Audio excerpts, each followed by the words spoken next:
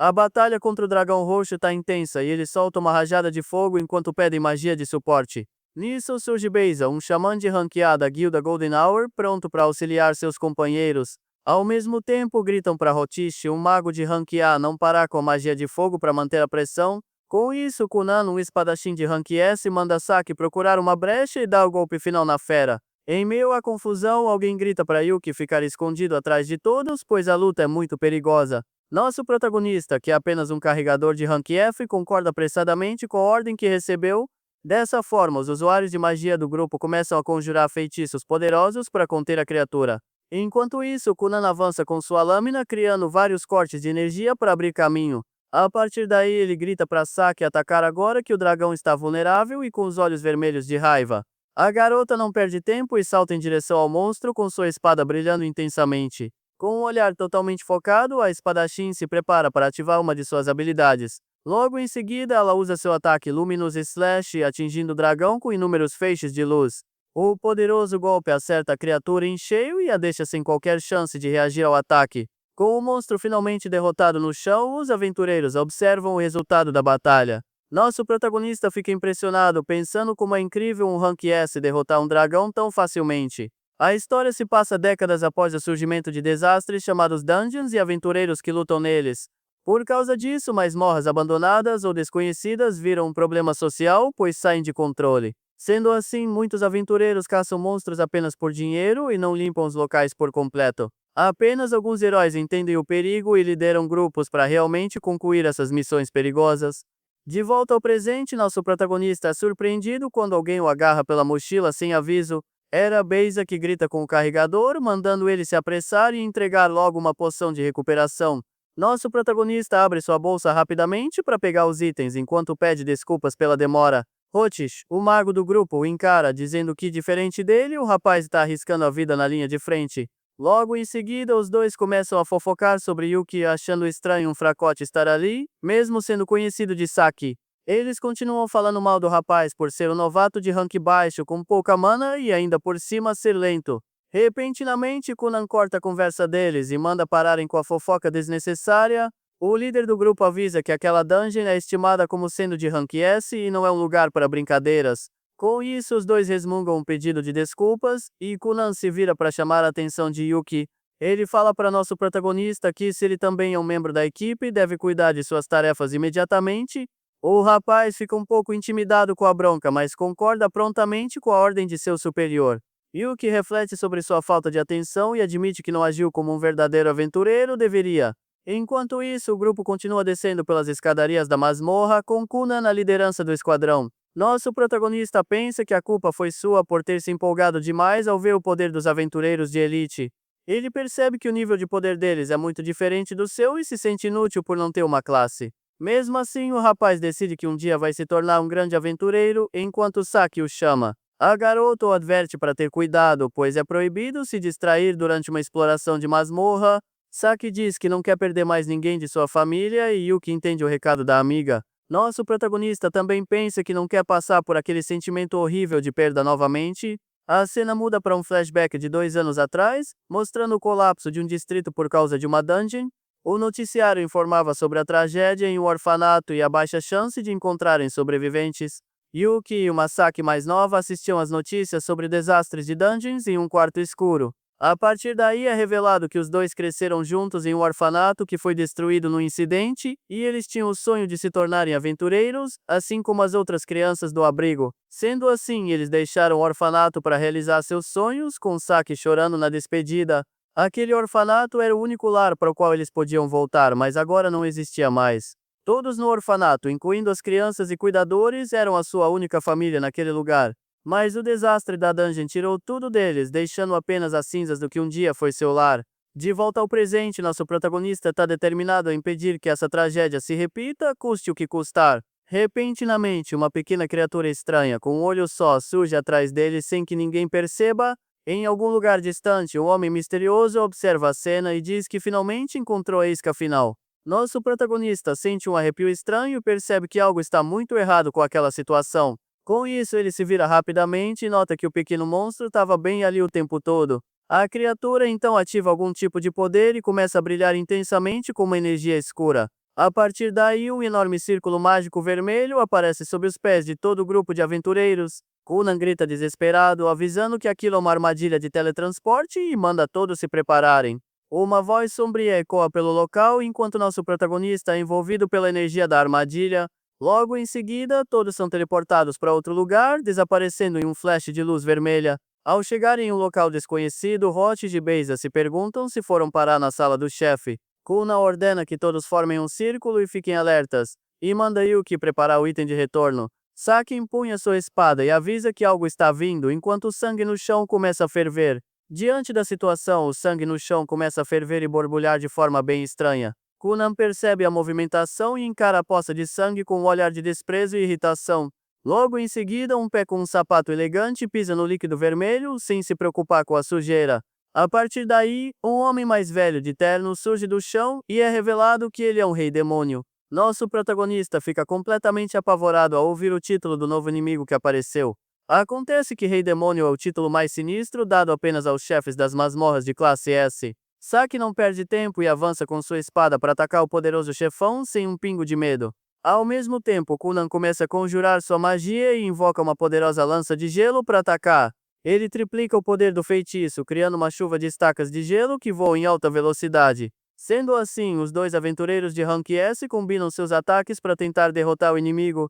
A espadachim usa novamente sua habilidade Luminous Slash para cortar o Rei Demônio em pedaços. A combinação dos golpes causa uma enorme explosão de luz e gelo que cobre todo o campo de batalha. Mas, para surpresa de todos, o chefão sai ileso e reclama que os jovens de hoje não têm modos. Com isso, as lanças de gelo que vinham em sua direção param completamente no ar antes de o atingir. Ele então diz que eles são ignorantes e ataca Kunan, o jogando para longe com uma força absurda. Distante dali, uma elfa observa a situação, sentada em meio a vários círculos mágicos verdes. Ela dá um sorriso e comenta que uma pessoa a mais acabou se juntando ao grupo de aventureiros. Enquanto isso, a cena muda para outro lugar, onde vemos dois homens trocando golpes ferozmente. A batalha parece bem intensa, com um dos rapazes acertando um soco poderoso no rosto do outro. Em outro canto da masmorra, Hotish é capturado por uma criatura gigante e assustadora. Repentinamente, um homem com visual de vampiro aparece e manda todos pararem com a brincadeira. Ele aponta para o círculo mágico vermelho no chão e avisa que não é hora de diversão. O homem misterioso então anuncia que o Rei Demônio está prestes a chegar para a grande batalha. De volta à luta, Kunan pensa que, se as coisas continuarem assim, todos eles serão aniquilados. Ele se pergunta se consegue criar uma brecha no inimigo para que eles tenham uma chance de vencer. Caído no chão, nosso protagonista está apavorado com a ideia de ser eliminado junto com seus amigos, mas ele se recusa a aceitar esse destino e se levanta, determinado a não deixar a tragédia se repetir. Ele então se lembra do passado e pensa no que um verdadeiro aventureiro faria em uma situação como essa. Com um olhar decidido, Yuki pega um pequeno objeto em sua mão e sabe exatamente o que precisa fazer. O objeto era um isqueiro, e nosso protagonista o acende, criando uma pequena chama de esperança. A partir daí, um estranho mecanismo dourado com várias engrenagens surge magicamente no ar. Nisso, a sequência de retorno é ativada, deixando Saki e Kunan surpresos com a ação do rapaz. Logo em seguida, uma contagem regressiva de 5 segundos começa a aparecer no centro do mecanismo. Nosso protagonista saca uma pequena espada e encara o Rei Demônio sem demonstrar um pingo de medo. Ele grita bem alto que será o oponente do chefão enquanto o encara com muita determinação. O Rei Demônio dá um sorriso debochado e parece achar muita graça da atitude do jovem aventureiro. Com a contagem em 4 segundos, Hotish e Beza gritam para ele parar, pois sairá do alcance do retorno. Saki também fica desesperada e grita o nome de seu amigo de infância, tentando impedi-lo de avançar. Mas de repente ela entende o plano e percebe qual é o verdadeiro objetivo por trás daquela ação.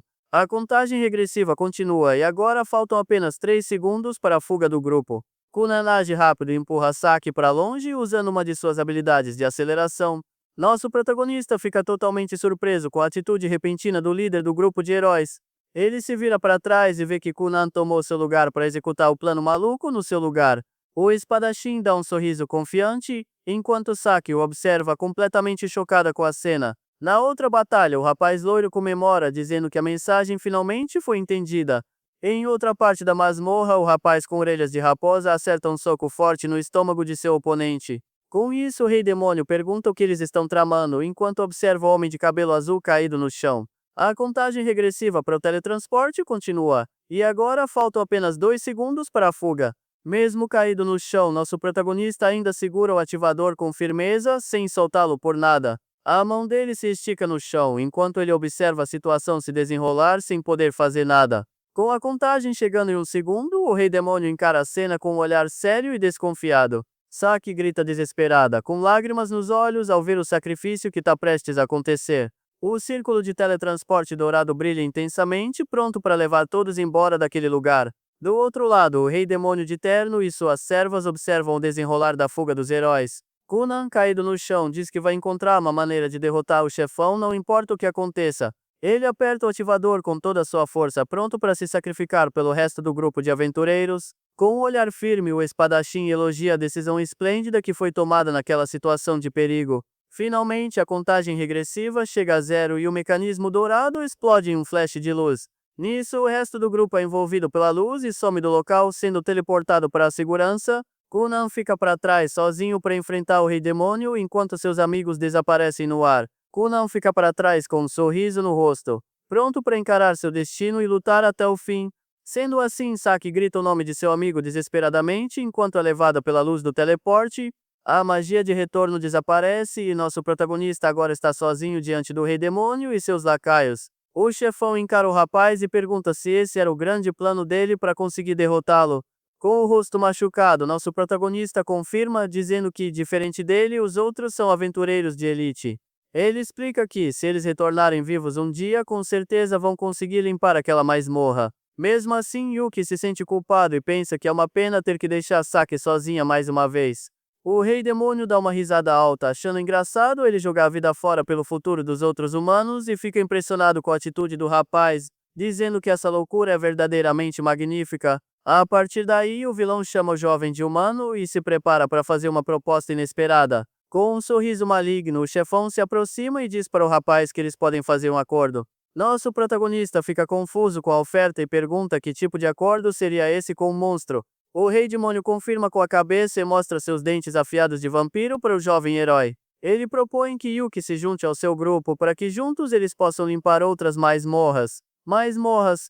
O rapaz fica chocado e se pergunta por que monstros iriam querer limpar uma masmorra como aventureiros. Sendo assim, o Rei Demônio explica que eles são expostos a crises constantes por causa dos humanos. Nosso protagonista percebe que essa é a versão da história contada pelo lado dos monstros. Ele continua, dizendo que não machucariam ninguém se os humanos simplesmente não entrassem na masmorra. A partir daí, o vilão cita como exemplo o dragão que o grupo de heróis derrotou anteriormente. Yuki lembra que a masmorra já era vista como perigosa desde a fase de investigação inicial.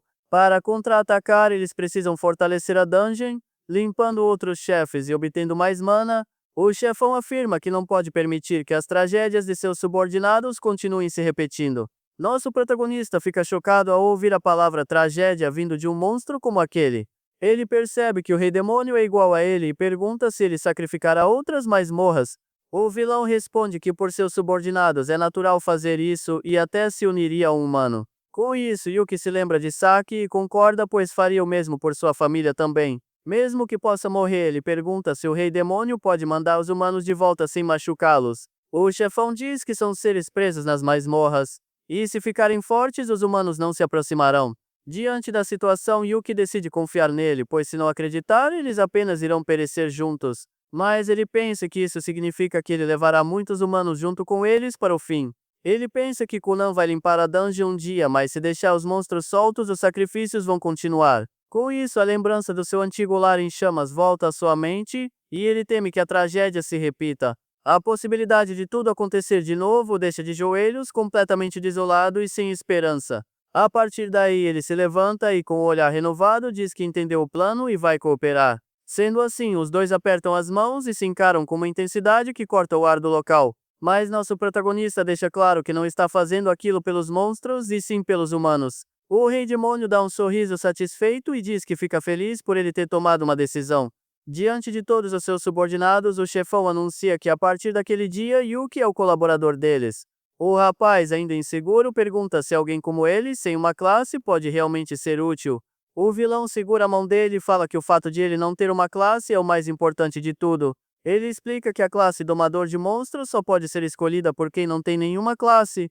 Os outros monstros dão risadas sinistras e dizem que vão fazer bom uso do humano incompetente. Nosso protagonista não se deixa abalar e grita que ele é quem vai dominar todos eles no final. O rei demônio o encara com um olhar sério e repete que eles, monstros, vão se aproveitar dele. Ele então revela que para irem a outras masmorras precisam ser invocados por um colaborador domador. A partir daí, o rei demônio explica a primeira condição para ser um domador, que é não ter uma classe. A segunda condição é que um contrato com o monstro é obrigatório para conseguir a nova habilidade. Ele revela que existem 3 métodos: lutar e derrotar, entender e se conectar, ou uma terceira opção. Nisso, o chefão se aproxima de nosso protagonista, que pergunta, curioso, qual seria o último método. Com um sorriso gentil, o vilão simplesmente diz que a última forma de fazer o contrato é pela força. Com isso, uma energia sombria começa a fluir para o corpo de Yuki, que grita de dor com o processo. Ele olha para sua mão e vê um símbolo mágico se formando enquanto reclama que aquilo machuca muito. De repente, ele fica com uma cara de surpreso ao perceber que algo muito estranho está acontecendo.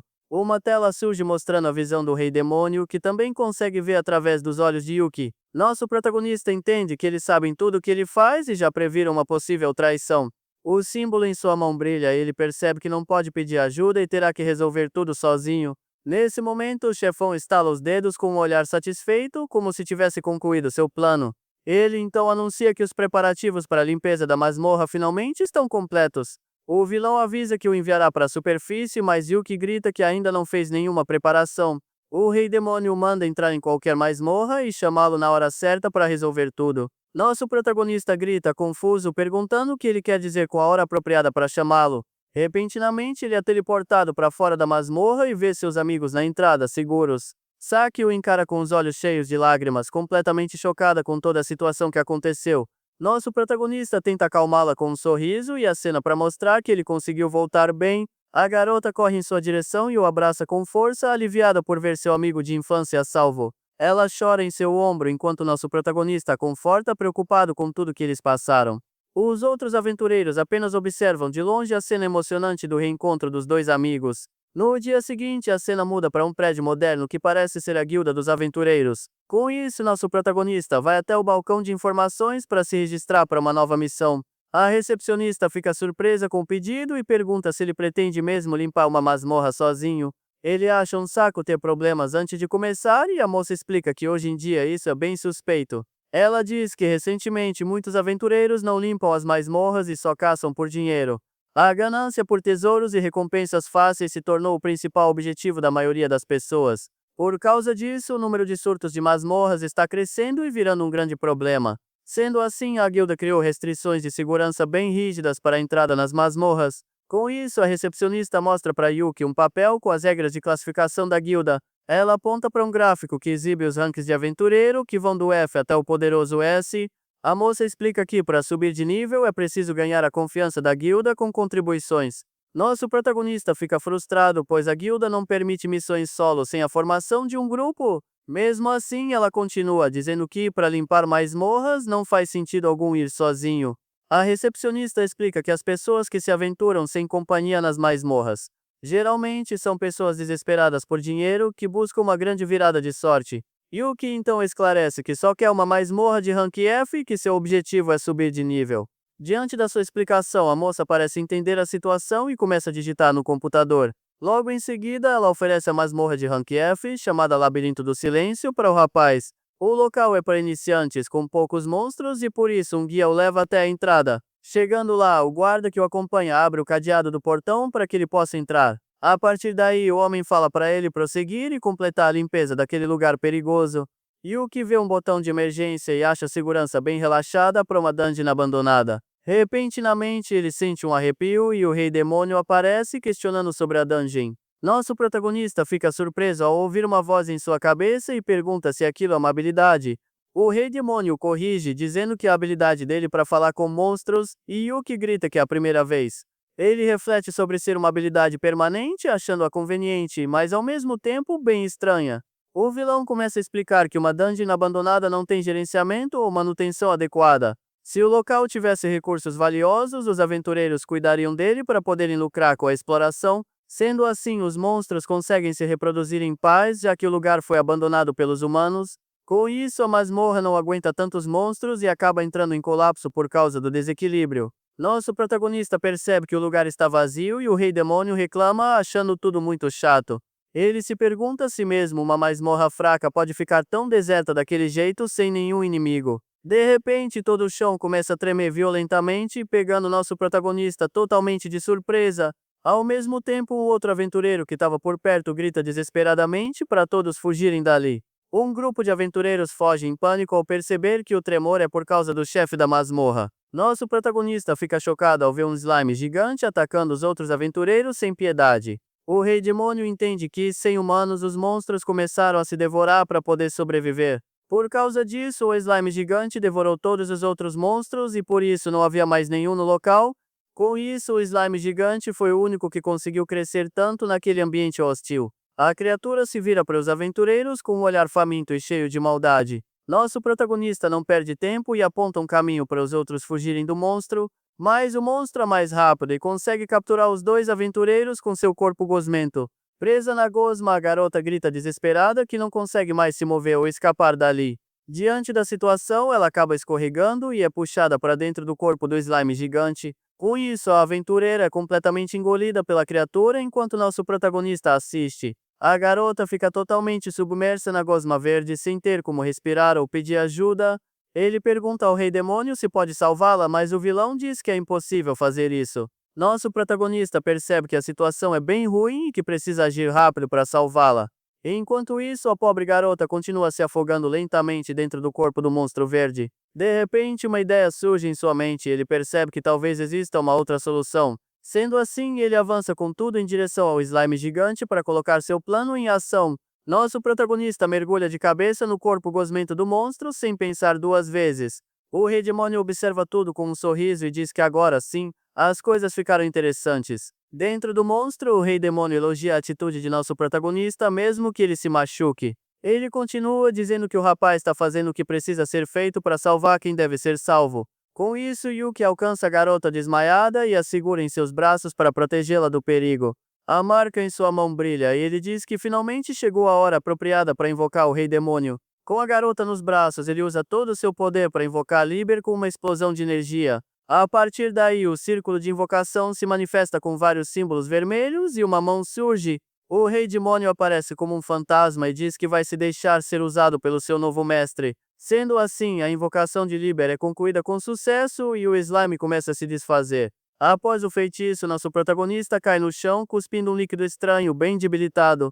Ele sente como se estivesse queimando por dentro por causa do poder imenso da invocação. Liber então avisa para o corpo do rapaz não quebrar agora, pois ele ainda precisa lutar. O vilão diz que mesmo com o poder de um dedo, já é o suficiente para derrotar aquele inimigo.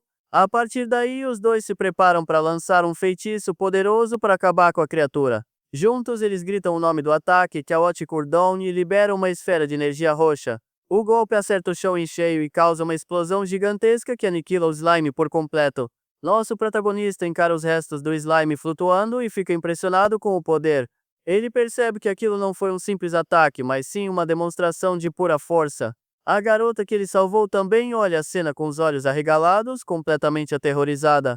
A destruição causada pelo feitiço foi tão grande que parecia mais um desastre natural. Nisso, o outro aventureiro que estava com eles encara nosso protagonista com um olhar de espanto.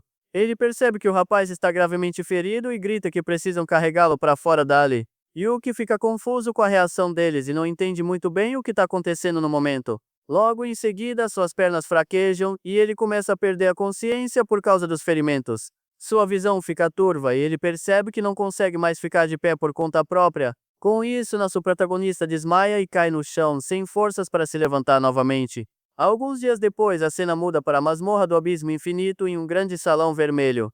Yuki olha sua nova licença de Rank F e pensa que subiu de nível enquanto dormia no hospital. Ele lembra que mesmo assustados, os dois aventureiros o carregaram para fora e cuidaram de tudo. Repentinamente, Liber aparece com uma taça de vinho e pergunta por que ele está com uma cara feia. Nosso protagonista encara o vilão e questiona o brinde, já que só o invocou por um segundo. Nosso protagonista corrige seu pensamento e diz que tudo o que ele fez foi apenas chamá-lo. Liber explica que naquele momento o rapaz não abandonou a vida que estava em sua frente. O vilão continua dizendo que ele não hesitou e agarrou a outra opção que estava disponível. Com isso, Liber oferece uma taça de vinho e diz que gosta daquele tipo de força do rapaz. Yuki aceita a bebida e diz que vai aceitar o elogio que recebeu do poderoso rei demônio. Mas o vilão avisa que é um problema se ele ficar sempre à beira do fim e manda chamar outra pessoa. A partir daí, uma empregada morta-viva chamada Elvina surge e se apresenta para seu novo mestre. Nosso protagonista a cumprimenta de volta e pensa que ela parece ser do tipo legal e bem calma. De repente, Elvina diz que seria um problema se ele se apaixonasse por ela logo à primeira vista. Ela faz uma pose fofa e explica que por ser uma morta-viva, ela não possui uma pulsação. Yuki fica um pouco sem graça com a piada estranha enquanto Liber apenas observa a cena. Ele então pergunta se ela vai ficar bem e o rei demônio garante que ela é mais forte que ele. A empregada faz um sinal de positivo e diz que quer ser uma serva com quem é fácil de conversar. Sendo assim, Libero manda primeiro subir de nível até aguentar o poder de sua invocação. O caminho para o poder será difícil, mas ele precisa ficar muito mais forte para os desafios. Para demonstrar seu poder, Elvina ataca os monstros de fogo com um soco devastador e potente. Com isso, ela diz que a ameaça foi eliminada e nosso protagonista fica chocado com sua força. Eles estão na masmorra de rank I, chamada o Covil dos Ardentes, para o treinamento do rapaz. A empregada se gaba, dizendo que é muito capaz, enquanto outras servas a cercam animadamente. Nosso protagonista sorri e lembra que no orfanato uma criança também o irritava daquela forma. A lembrança mostra uma garotinha se exibindo e perguntando o que Yuki achava de suas habilidades. Ele sente uma grande nostalgia daquele tempo, mas de repente percebe algo muito estranho acontecendo. As notificações de subir de nível não param de aparecer e ele grita se não podem fazer algo. Elvina fica confusa e se pergunta se reclamar de subir de nível é uma piada de gente viva. Enquanto caminham, ela explica que, diferente de Liber, pode ser invocada por muito tempo sem problemas. Ela revela que a mana para invocar o rei demônio era tão grande que a conexão foi cortada. Nosso protagonista lembra que conseguiu invocar apenas a ponta do dedo do poderoso chefão. A empregada se oferece como uma pechincha que pode ser invocada com a mana atual do mestre. Ele dá um sorriso e diz para a serva morta-viva que está contando com a ajuda dela na jornada. Com o elogio, a empregada fica um pouco envergonhada e se esconde atrás da placa de oferta. Nosso protagonista pensa que para invocar não basta poder e sim custo-benefício e eficiência. Eles chegam na sala do chefe e o rapaz se pergunta como vão abrir uma porta tão pesada. Diante da dúvida, Elvina estala os dedos e pergunta se seu mestre não sabe o que fazer. Sem perder tempo, a empregada avança com tudo para mostrar a maneira correta de agir. A partir daí, ela arromba a porta com um chute e diz que é preciso bater antes de entrar. Dentro da sala, um cavaleiro com um elmo em chamas se levanta para encarar os dois invasores. A empregada pede licença pela intromissão e diz que o monstro será o sacrifício deles. O cavaleiro não perde tempo e levanta sua espada flamejante para atacar a serva morta-viva. Nosso protagonista saca sua espada rapidamente e grita para eles esperarem antes da luta. Ele percebe que as chamas na lâmina do inimigo são diferentes das que eles viram antes. Com isso, o rapaz corre para ajudar sua serva, gritando o nome dela desesperadamente. Mas a empregada defende o golpe com facilidade, enquanto seu mestre ainda corria na direção dela. A serva fica um pouco surpresa com o ataque e o som do metal se chocando ecoa pelo salão. Ele pergunta se ela está bem e Elvina o elogia, dizendo que era o esperado de um bom mestre. A serva pergunta quando ele notou que as chamas eram sagradas e não de fogo comum. Nosso protagonista responde que só achou as chamas diferentes das outras que viram na masmorra. Ele complementa, dizendo que elas se pareciam com a luz que Saki costuma usar em suas batalhas. A serva explica que aquelas chamas são o inimigo natural de todos os mortos-vivos, como ela. Com isso, ela faz uma piada, dizendo que seu coração acelera mesmo que já tenha parado de bater. Diante da situação, o cavaleiro de armadura brilhante se prepara para lançar uma habilidade. Sendo assim, ele usa seu feitiço, Santuário do Círculo de Fogo, e os prende em um anel de chamas. Elvina percebe que o chefão não vai deixá-los escapar e o compara com o poderoso Lord Liber. Nosso protagonista então pensa em invocar o Rei Demônio para tentar sair daquela situação. Mas a empregada o avisa que com seu poder atual ela é a única que ele consegue invocar. Sendo assim, eles não têm escolha e nosso protagonista diz que terão que resolver isso sozinhos. A serva acha o humor dele cruel e pergunta se um domador pretende lutar na frente de seu monstro. Ele confirma com um sorriso e diz que é claro que sim, pois eles agora são parceiros de batalha. A empregada dá um leve sorriso e concorda com a afirmação de seu mestre sobre a parceria. A partir daí, ela diz para ficarem juntos e entra em uma pose de combate para a grande luta. Nosso protagonista também se prepara e diz que vai mostrar os resultados de seus aumentos de nível. Além disso, a serva pensa que, se for preciso, ela vai fazer o que for necessário para vencer. Eles encaram o Cavaleiro de Fogo, prontos para a batalha que está prestes a começar no local. Nosso protagonista lembra que ao subir de nível ele deve ter adquirido uma nova habilidade. Com isso, ele ativa sua nova técnica chamada Olho da Verdade Demoníaca e seu olho brilha intensamente. A habilidade mostra que o chefe da masmorra usa fogo sagrado, que é forte contra o atributo sombrio. A serva pergunta o que houve e o rapaz vê que o atributo dela é sombrio e grita para ela atacar. Mas o cavaleiro contra-ataca e o olho do rapaz mostra um alerta de perigo e ele manda ela desviar. Dessa forma, os dois conseguem desviar do poderoso ataque de chamas sagradas do inimigo. Nosso protagonista puxa sua serva para longe do perigo, garantindo que ela não se machuque. Ele explica que agora consegue ver os atributos e habilidades dos monstros e até o nível de perigo. Seu olho dourado brilha intensamente com o poder da nova habilidade que ele despertou na batalha.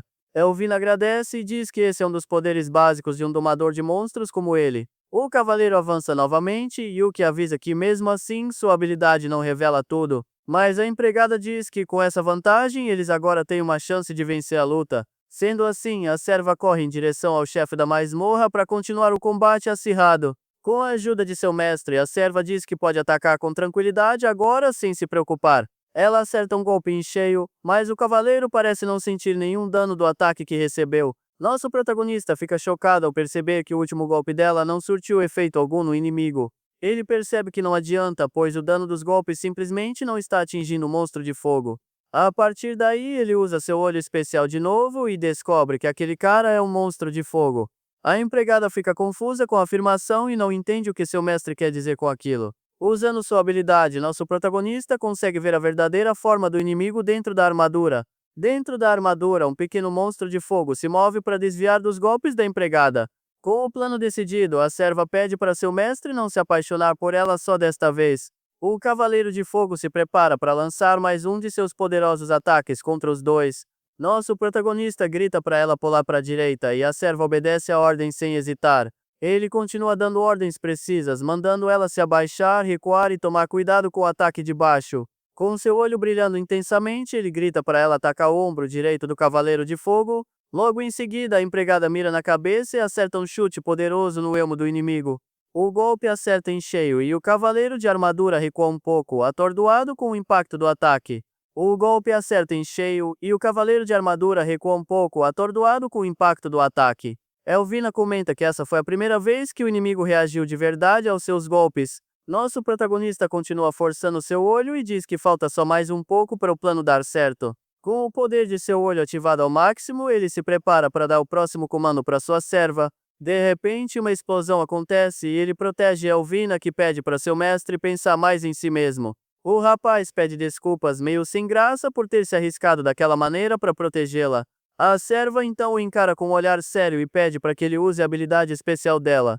Nosso protagonista fica bem confuso com o pedido e pergunta que habilidade seria essa que ela tem. Uma tela azul aparece mostrando a habilidade Might of All Wild, que aumenta todos os seus status.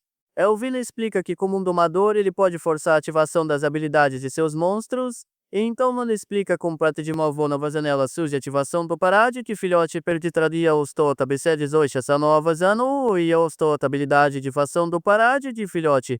Sendo assim, ela revela que essa habilidade vai aumentar os atributos dela por apenas um instante. Com isso, ela pode atacar o cavaleiro antes que ele desvie, mas como só tem um uso, ele precisa acertar o tempo. A empregada faz uma cara fofa e diz que tem certeza que seu mestre vai usar o poder na hora certa. Nosso protagonista entende o plano e diz que eles vão acabar com tudo no próximo ataque que fizerem. A partir daí, o olho de Yuki mostra vários alertas de perigo cercando o cavaleiro de todos os lados. Nosso protagonista grita para Elvina desviar para a direita e continuar com os ataques contínuos. Logo em seguida, ele manda a serva parar de repente para conseguir enganar o inimigo com um truque. Com isso, a empregada desliza para a esquerda, seguindo as ordens de seu mestre perfeitamente. O Cavaleiro de Fogo lança um ataque poderoso e o rapaz fica chocado com a cena que se desenrola. A explosão o atinge de raspão e o joga no chão, enquanto a serva olha para trás bem preocupada. Caído no chão, o rapaz cospe um pouco de sangue, pois o dano do ataque foi bem grande para ele. Mesmo ferido, ele se levanta e grita para ela não se preocupar, pois ele ainda aguenta continuar. Com a marca brilhando, ele manda a empregada pular para a esquerda e desviar do último golpe. A partir daí, ele ativa a habilidade Might of All Wild e uma energia rosa envolve a serva. Com seu poder aumentado, Elvina acerta um chute devastador no monstrinho dentro da armadura. O golpe é tão forte que cria uma cratera no chão e estilhaça a armadura do cavaleiro por completo. Sem sua proteção, o chefe da masmorra finalmente é derrotado e cai no chão sem nenhuma força. Nosso protagonista também cai exausto, mas comemora dizendo que eles finalmente conseguiram vencer. Elvina avisa que usar essa habilidade é cansativo e que por isso ela precisa se despedir por enquanto. Sendo assim, a serva se despede de seu mestre e desaparece em um flash de luz rosa bem forte. Caído no chão, nosso protagonista pede para a serva esperar, pois ele não consegue nem se levantar. Ele olha para sua mão e percebe que é inútil, pois não há mais nenhuma reação à sua invocação. Repentinamente, ele volta para a masmorra de Liber, que o cumprimenta por finalmente ter retornado. O rei demônio se vira para o rapaz e diz que fica feliz em ver que ele conseguiu voltar em segurança. Nosso protagonista pergunta onde está Elvina e diz que precisa ter uma conversa com ela por tê-lo abandonado. Com isso, Liber o guia para outro local que parece ser um jardim sagrado ou um santuário bem bonito. O vilão diz que é bom ele ter voltado, pois se não fosse assim, ele nem poderia ver o rosto dela. Nosso protagonista fica chocado ao ver a empregada deitada em uma cama de flores e pergunta o que é aquilo. O rei demônio explica que aquela é a forma deles de lamentar pelos que se foram, e se é diferente dos humanos. Yuki fica em choque, pergunta por que Elvina se foi e o que aconteceu para ela chegar naquele estado. Liber explica que ela é uma empregada morta-viva e a habilidade da raça dela tem um efeito colateral. A partir daí, ele entende que o limite de uso da habilidade significava o sacrifício de sua própria vida. Nosso protagonista se curva, desolado, ao pensar que ela pagou com a vida para que eles pudessem vencer. Ele grita, desesperado, dizendo que não ordenou aquilo e que só queria derrotar o inimigo da masmorra. Com um olhar furioso, Liber manda ele parar de falar, pois ela fez aquilo para salvar a masmorra dele. Liber continua dizendo que valeu a pena o sacrifício dela para proteger a masmorra dos humanos. Ele afirma que a empregada apenas realizou o melhor trabalho possível para cumprir seu objetivo. O rei demônio diz que a responsabilidade é dele, pois ele é o rei daquele lugar e de seus servos. Mas nosso protagonista se culpa, dizendo que na verdade a responsabilidade foi toda sua e de mais ninguém. Com isso, ele soca o chão com muita força, sentindo o peso da culpa em seus ombros por tudo que aconteceu. Ele pensa que deveria ter pensado melhor em vez de apenas seguir a sugestão que a serva deu a ele. A cena o faz lembrar do passado e de como ele não conseguiu lutar até o fim naquela época de sua vida. Com lágrimas nos olhos, ele se culpa mais uma vez por ter sido fraco demais para poder protegê-la. Sendo assim, Liber diz que vai torná-lo forte o suficiente até que ele possa finalmente invocá-lo. Nosso protagonista se vira e pergunta se não existe uma habilidade de domador que possa reviver Elvina. O rei demônio responde friamente que não, pois domadores apenas consomem monstros e não os consertam. Nosso protagonista fica completamente desolado ao perceber que não há mais nenhuma esperança para ele. Repentinamente, uma nova empregada surge e diz que ser tão malvado assim não é nada bom para todos. Liber a chama de May e ela diz que todos já deveriam ter chegado a uma conclusão sobre o assunto. Com um sorriso, ela comenta que nosso protagonista não estava incluído na discussão, então não foram todos. Nosso protagonista lembra que May é uma das executivas e ativa sua habilidade Olho da Verdade demoníaca. Com isso, seu olho brilha intensamente enquanto ele analisa a nova empregada que surgiu ali. A habilidade revela que ela tem magia sagrada e uma skill de ressurreição com certas condições. Yuki fica completamente chocado e surpreso ao descobrir a verdadeira natureza do poder dela. Com um sorriso maligno, Mei pergunta se ele quer saber qual é o método para reviver Elvina. Nosso protagonista se enche de esperança e grita, perguntando se Elvina pode realmente voltar à vida. Ele aponta para a empregada e diz que, com a habilidade dela, sua amiga pode ser salva daquele destino. Mei pisca e diz que, já que ele pode ver sua skill, ela não precisa nem explicar como tudo funciona. Mas Yuki explica que só consegue ver o efeito da habilidade e que existem condições para usá-la. Diante da situação, Liber entende a limitação e manda a empregada explicar tudo para o rapaz. Sendo assim, a serva se apresenta formalmente como Mei, a empregada-chefe daquela masmorra. Ela diz que é responsável por cuidar de todos no local, fazendo backup e até mesmo ressurreição. Nosso protagonista foca nas palavras backup e ressurreição com um brilho de esperança em seus olhos. Mei lembra que os humanos vão até lá para eliminá-los, mostrando a imagem do dragão derrotado. Ela explica que seu papel é ser o seguro para o pior cenário, revivendo quem perece para a dungeon não acabar. Nosso protagonista grita que então eles podem revivê-la, mas Mei o lembra que existem condições. Ela começa explicando que a primeira condição é a enorme quantidade de mana que a habilidade consome. Como exemplo, a serva diz que se ela o eliminasse e o revivesse, seria necessário um custo absurdo. Para isso, ela precisaria de mana equivalente a construir um andar inteiro daquela masmorra. Nosso protagonista pensa que para um humano o custo é um andar de Dungeon Rank S e se pergunta sobre Elvina. Mei explica que a masmorra ficaria significativamente mais estreita para pagar o custo da ressurreição. Ele então percebe que se a masmorra ficar menor, isso a tornaria bem mais fácil de ser conquistada. A empregada confirma e diz que por isso um tal de Sean Sihá era contra a ideia de usar a habilidade. Com isso, o rapaz tem a ideia de armazenar lentamente a mana não utilizada ao longo do tempo. Mas a serva corta sua esperança, dizendo que a mana de Elvina vai desaparecer em 10 dias no máximo. Sendo assim, eles precisam se apressar e conseguir a mana necessária de algum outro lugar. A empregada então revela que estava pensando em fazer nosso protagonista conquistar uma masmorra. Com um sorriso no rosto, ela especifica que teria que ser uma masmorra bem maior que as outras. A partir daí, Yuki entende que o objetivo de limpar masmorras é roubar a mana delas para a ressurreição.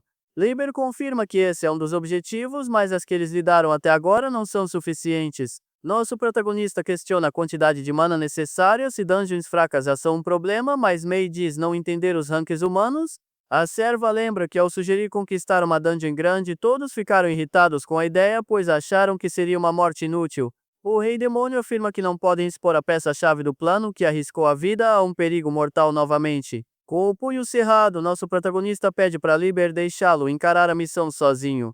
Liber o chama de imprudente e pergunta se ele tem uma estratégia para o plano, pois o rapaz e o novo monstro só teriam o mesmo fim de Elvina. O rapaz concorda que é imprudente e admite não ter pensado em como vencer ou ficar mais forte. Mas ele afirma que, se esse é o único jeito de salvá-la, ele não pode escolher outro caminho e encara o desafio. Nosso protagonista lembra ao Rei Demônio que, antes de qualquer outro acordo, ele fez um pacto com ele primeiro. O Rei Demônio concorda com a cabeça, mas parece ter uma ressalva sobre a situação toda. Repentinamente, o sangue do Rei Demônio começa a pingar na grama do Jardim Sagrado. O sangue se junta e forma um mordomo que diz que, nesse caso, ele mesmo vai resolver o problema. O Homem de Terno completa sua frase dizendo que ele mesmo vai treinar nosso protagonista. Nosso protagonista reconhece o mordomo e lembra que aquele cara estava lutando contra Saki antes. Mei o chama de Vento-chan e lembra que ele também era a favor de conquistar, mas ele avisa que com o nível do rapaz haverá sacrifícios. Diante da determinação de todos, Liber finalmente concorda com a decisão que foi tomada. Diante da situação, Liber confia nosso protagonista a Vento pelos próximos 7 dias e o mordomo aceita a ordem. A partir daí, o mordomo se vira e manda nosso protagonista segui-lo para o local do treinamento. O rapaz corre para acompanhá-lo enquanto diz que está contando com a ajuda dele para ficar mais forte. Mei fica aliviada, pois Vento é forte, mas Liber a manda ir com eles imediatamente para supervisionar. O Rei Demônio reflete que Vento se opôs a usar um humano até o último momento da discussão. Por causa disso, ele teme que o mordomo possa acabar passando dos limites e eliminando o rapaz no processo. A empregada apenas reage com uma pequena surpresa ao ouvir a ordem repentina de seu mestre. Logo em seguida, os dois são envolvidos por um enorme círculo mágico de teletransporte azul. Nosso protagonista fica um pouco tenso com a situação e não faz ideia do que o aguarda pela frente. Ao chegarem, ele se espanta com o lugar e pergunta se aquilo é mesmo dentro de uma masmorra. Vento explica que aquilo é apenas uma fração do poder de Liber e que cada executivo ganhou um andar. Ele diz que Yuki é o primeiro humano a ver os andares deles e que isso deve ser considerado uma honra. Nosso protagonista pensa que a ressurreição é um último recurso se precisa usar tantos andares assim. Ele então pergunta o que o treinamento significa e se o mordomo vai ajudá-lo a subir de nível. Vento explica que subir de nível é o ato de extrair a mana dos monstros e misturá-la em si mesmo. Nosso protagonista percebe que os aventureiros podem causar dano à masmorra inteira apenas lutando. Mas Vento explica que por ter um contrato com Liber, o rapaz não pode subir de nível da forma normal. Com isso, Yuki entende por que foi enviado a outras dungeons e pergunta como será seu treinamento. De repente, o mordomo joga uma espada em sua direção e ele a pega totalmente de surpresa. Ele olha para a arma e acha que o treinamento será apenas para melhorar seus equipamentos. Mas Vento diz que há muito a ensinar, pois nosso protagonista não construiu nenhuma base até agora. O mordomo continua explicando que para alcançar algo é preciso ter força, conhecimento e talento. Nesse momento, uma onda de energia o atinge. Ele grita perguntando o que foi aquilo de repente. Com um olhar sério, Vento diz que se ele quer Elvina de volta, precisa construir a força que lhe falta. O mordomo então se prepara para atacar, gritando que o rapaz precisa construir tudo do zero. Nosso protagonista mal consegue se defender, pois o mordomo é rápido demais para ele pensar. Ele continua o sermão dizendo que se o rapaz não conseguir nem isso, não se pode confiar no destino. Yuki se assusta com a pressão e nega, dizendo que não pretende fazer mal a ninguém com seu poder, mas Vento afirma que ele mesmo fará o julgamento sobre as intenções do jovem aventureiro. Ele completa dizendo que isso é pro bem da masmorra e pro poderoso Lord Liber. Nosso protagonista percebe que Viento não se importa se ele perecer durante o treinamento.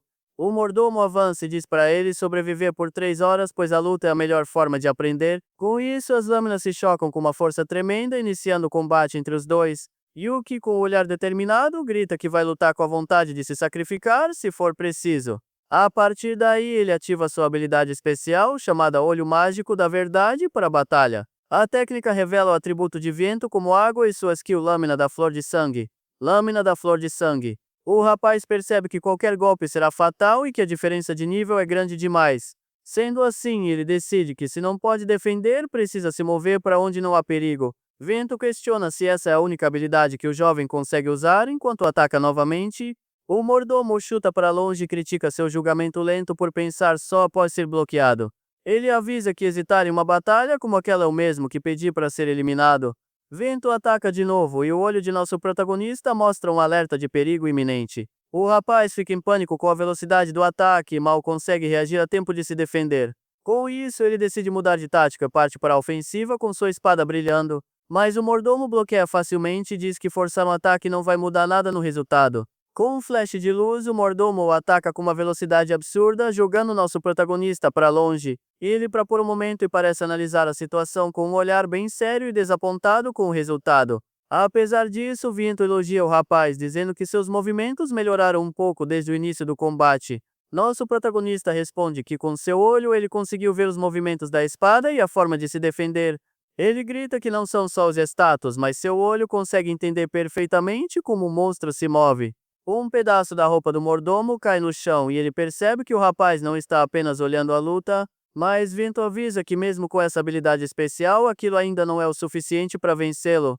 Ele então explica que o físico deles é diferente e por isso os braços de espada também são bem diferentes. Nosso protagonista fica completamente chocado e percebe que Vento estava se segurando o tempo todo. Com outro choque de lâminas, o mordomo complementa, dizendo que a experiência de batalha deles é incomparável. Yuki sente que seus braços e pernas estão no limite e os sinais de perigo só continuam aumentando. Com o olho brilhando, ele nota que o mordomo não usou magia e que ele é um verdadeiro fora de série. Mesmo assim, o rapaz não desiste e avança, gritando que se for assim, ele conseguirá alcançá-lo um dia. O mordomo se pergunta se aquele espírito inquebrável é apenas imprudência ou algo muito a mais. Diante da determinação do jovem, ele se prepara para um novo ataque e diz que vai testá-lo de verdade. Com isso, Vento usa sua habilidade e uma energia de sangue e trevas o envolve completamente. Nosso protagonista fica apavorado, pois seu olho é inundado por alertas de perigo e ele não enxerga nada. Diante da situação, ele entende que não precisa de alertas de perigo e sim de informações da skill. A partir daí, ele decide mudar sua perspectiva e focar em uma morte que ele pode esperar e prever. Sendo assim, ele concentra todo o poder de seu olho para obter a informação que salvará sua vida. Seu olho ignora os alertas e revela a skill que transforma sangue em lâminas para atacar o alvo. O mordomo então lança seu poderoso ataque, chamado Lâmina da Flor de Sangue, para testá-lo. Com seu olho brilhando intensamente, nosso protagonista se prepara para o impacto do golpe. A poderosa técnica explode em cima do rapaz, criando uma cortina de fumaça e destroços no local. O mordomo fica em silêncio por um momento, observando o resultado de seu golpe devastador. Ele se aproxima do corpo caído de nosso protagonista com uma expressão séria no rosto. Repentinamente, nosso protagonista acorda assustado em uma cama de luxo, totalmente confuso. Sentado em uma poltrona, Vento pergunta se ele finalmente despertou do seu descanso forçado. O mordomo se levanta e, com um livro na mão, manda o rapaz segui-lo para a próxima fase. Yuki ainda se lembra do momento em que recebeu o golpe e pensou que tudo tinha acabado ali. Ele questiona sobre seus ferimentos e Vento explica que meio curou antes que ele perecesse de verdade. O mordomo comenta que, apesar de ser uma imitação bem tosca do que ele faz, nosso protagonista usou seu olho para tentar copiar a técnica dele no último segundo do combate. Vento fica impressionado com a audácia do rapaz em tentar roubar sua habilidade daquela maneira. Por causa disso, ele admite que ficou um pouco mais interessado em ver até onde o jovem pode ir. Com isso, ele avisa que o mais importante é que, a partir daquele momento, o treino sério vai começar. Logo em seguida, o mordomo abre uma porta gigante, revelando a próxima etapa do treinamento. Lá dentro, vários monstros esperam e Vento diz que para começar o rapaz vai enfrentar todos eles. Nosso protagonista fica completamente pálido e começa a suar frio com o desafio assustador. Vento admite que os números são altos, mas manda ele lidar com a situação e mostrar seu valor. Yuki dá uma risada nervosa e pensa que nunca imaginou que se acostumaria com aquilo um dia. Mas com um olhar determinado, ele completa dizendo que já se acostumou com uma morte que ele deve esperar. A cena muda e nosso protagonista aparece vestido de mordomo e se pergunta por que está fazendo aquilo. Ele então se questiona por que está servindo chá para um monstro com um morcego voando por perto. Vento explica que um espadachim de elite não desperdiça movimentos e otimiza tudo o que faz. Vento diz que o rapaz deve aprender a eliminar o desperdício, pois o mordomo não permite distrações. Sendo assim, ele o manda aprender a usar seu corpo inteiro e, ao mesmo tempo, aprender a usar seu olho. Nosso protagonista ativa a habilidade, o mordomo diz que as skills crescem dependendo do uso. Com isso, ele explica que vários monstros estão na festa e manda o rapaz ler o que cada um deseja. Nosso protagonista aceita o desafio e diz que primeiro vai observar os movimentos dele para aprender. A partir daí, Viento demonstra como servir o chá com uma elegância e precisão impressionantes. Ele se concentra totalmente na tarefa sem demonstrar nenhuma hesitação ou movimento desnecessário. Logo em seguida, o mordomo termina sua demonstração com uma postura impecável e bem séria. Com isso, nosso protagonista tenta imitar seu mestre, se perguntando o que acontece se fizer aquilo. Mas ele se desequilibra e deixa toda a pilha de pratos cair no chão, quebrando tudo em pedaços. Enquanto limpa a bagunça, ele reclama que, mesmo observando, ainda é difícil reproduzir com seu corpo. Ele percebe que apenas imitar não vai funcionar e que precisa adaptar tudo ao seu próprio estilo. No segundo dia, nosso protagonista parece mais calmo, enquanto um dos monstros o encara e o questiona. Repentinamente, o monstro vermelho o derruba e pergunta se ele é o novato de quem Vinto gostou.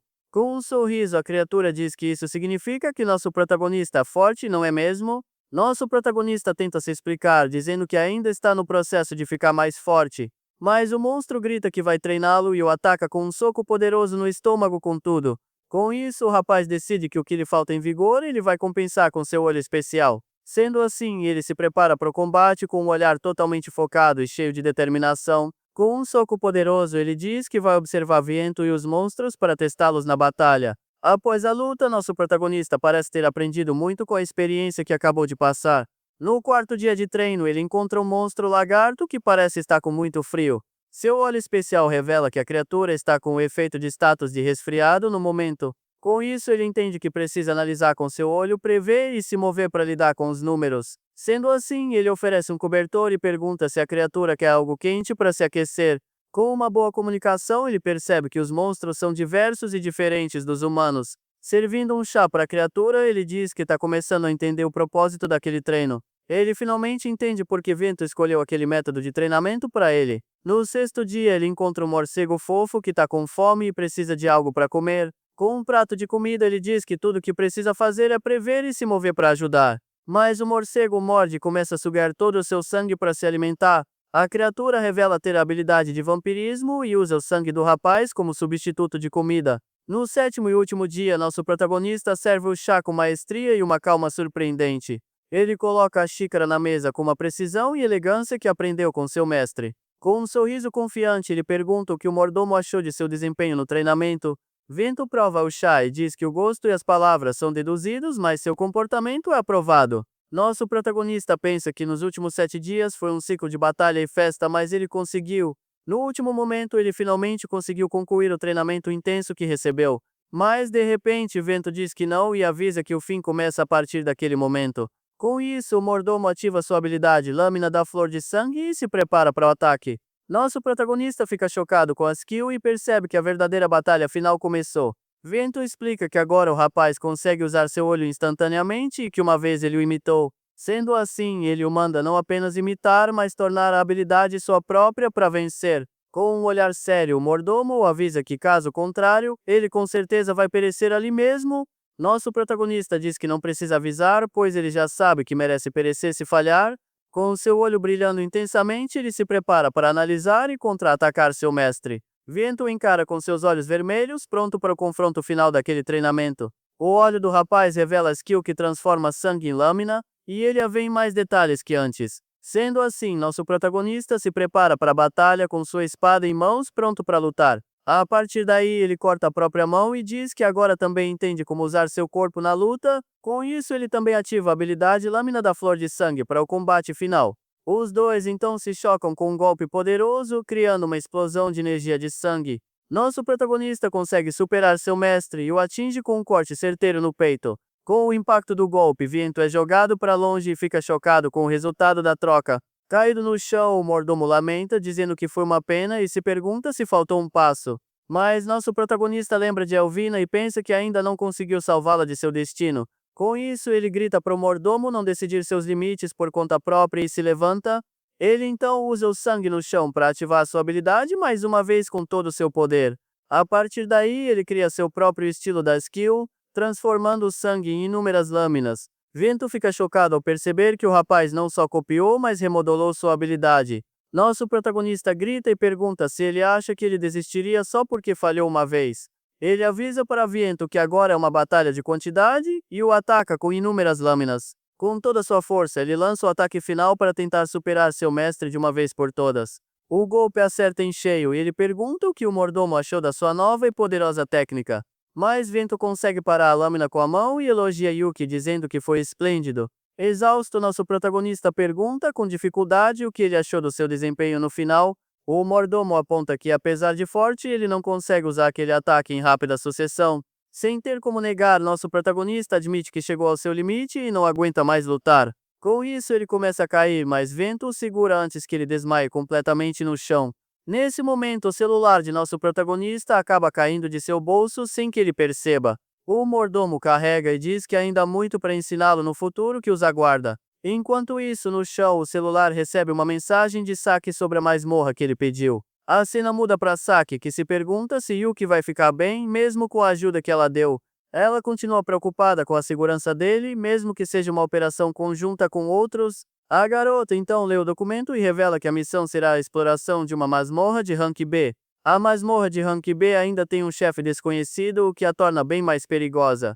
De volta à masmorra de Liber, nosso protagonista anuncia que amanhã vai conquistar a dungeon. O rei demônio dá um sorriso e comenta que parece que o rapaz finalmente adquiriu alguma força. Nosso protagonista confirma e diz que agora consegue manusear um pouco melhor uma espada. Mas Mei questiona como um rank e como ele pretende entrar em uma masmorra de rank B. Ele explica que não é uma conquista, mas sim um suporte de investigação como um carregador. Mei entende que ele vai conquistar quando achar uma brecha e pergunta com quem ele fará o contrato. Nosso protagonista pensa por um momento e já tem a resposta na ponta da língua para a serva.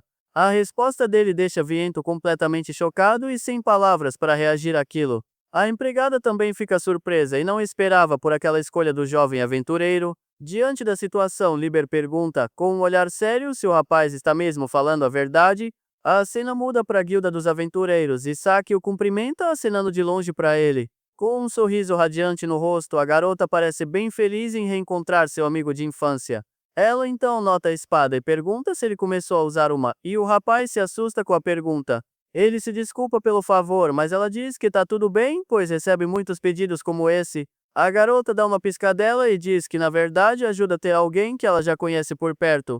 Repentinamente, um homem se aproxima e chama Saki com muita empolgação e entusiasmo. Com outros dois rapazes, ele diz para eles se apressarem e pergunta quem é nosso protagonista.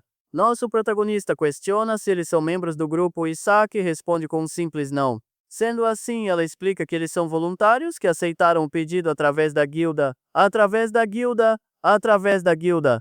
A garota sussurra que eles querem subir de nível eficientemente, fazendo missões com um rank S. Com isso, o líder do grupo aponta para nosso protagonista e pergunta se ele é um aventureiro de rank A. Saki confirma que Yuki é um rank E e ele pergunta, sem graça, se isso é algum tipo de problema. Diante da revelação, o homem grita, indignado, que o rapaz é ainda mais baixo que eles no rank. Seus companheiros concordam e dizem para Saki demiti-lo, pois um rank F será apenas um fardo.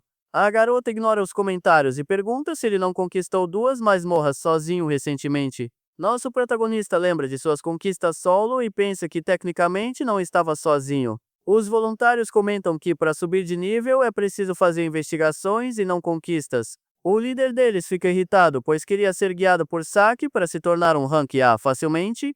Ele então reclama que se houver um conquistador solo ali, será mais difícil para ele ser avaliado. Saki se irrita com a atitude do cara e o corrige dizendo que a missão é uma investigação. Com isso, ela se prepara para explicar o alvo da missão, que é a masmorra em si. A partir daí, o grupo entra na Caverna Selada dos Desejos, uma dungeon de rank B. Sendo assim, Saki explica que o rank da dungeon é quase sempre julgado pelo nível do chefe. Ela revela que quanto mais forte o chefe, mais complexo o primeiro andar e mais andares existem. Enquanto eles avançam, vários monstros começam a surgir pelo caminho para atacá-los. Nosso protagonista então pergunta como eles sabem o nível de ameaça se não acham o chefe. A garota explica que não importa qual andar eles procurem, o chefão não pode ser encontrado. Por causa disso, quanto mais truques o chefe usa para se proteger, mais difícil fica a missão. Ela resume que o rank é decidido pela área do primeiro andar e o número de pisos daquele lugar.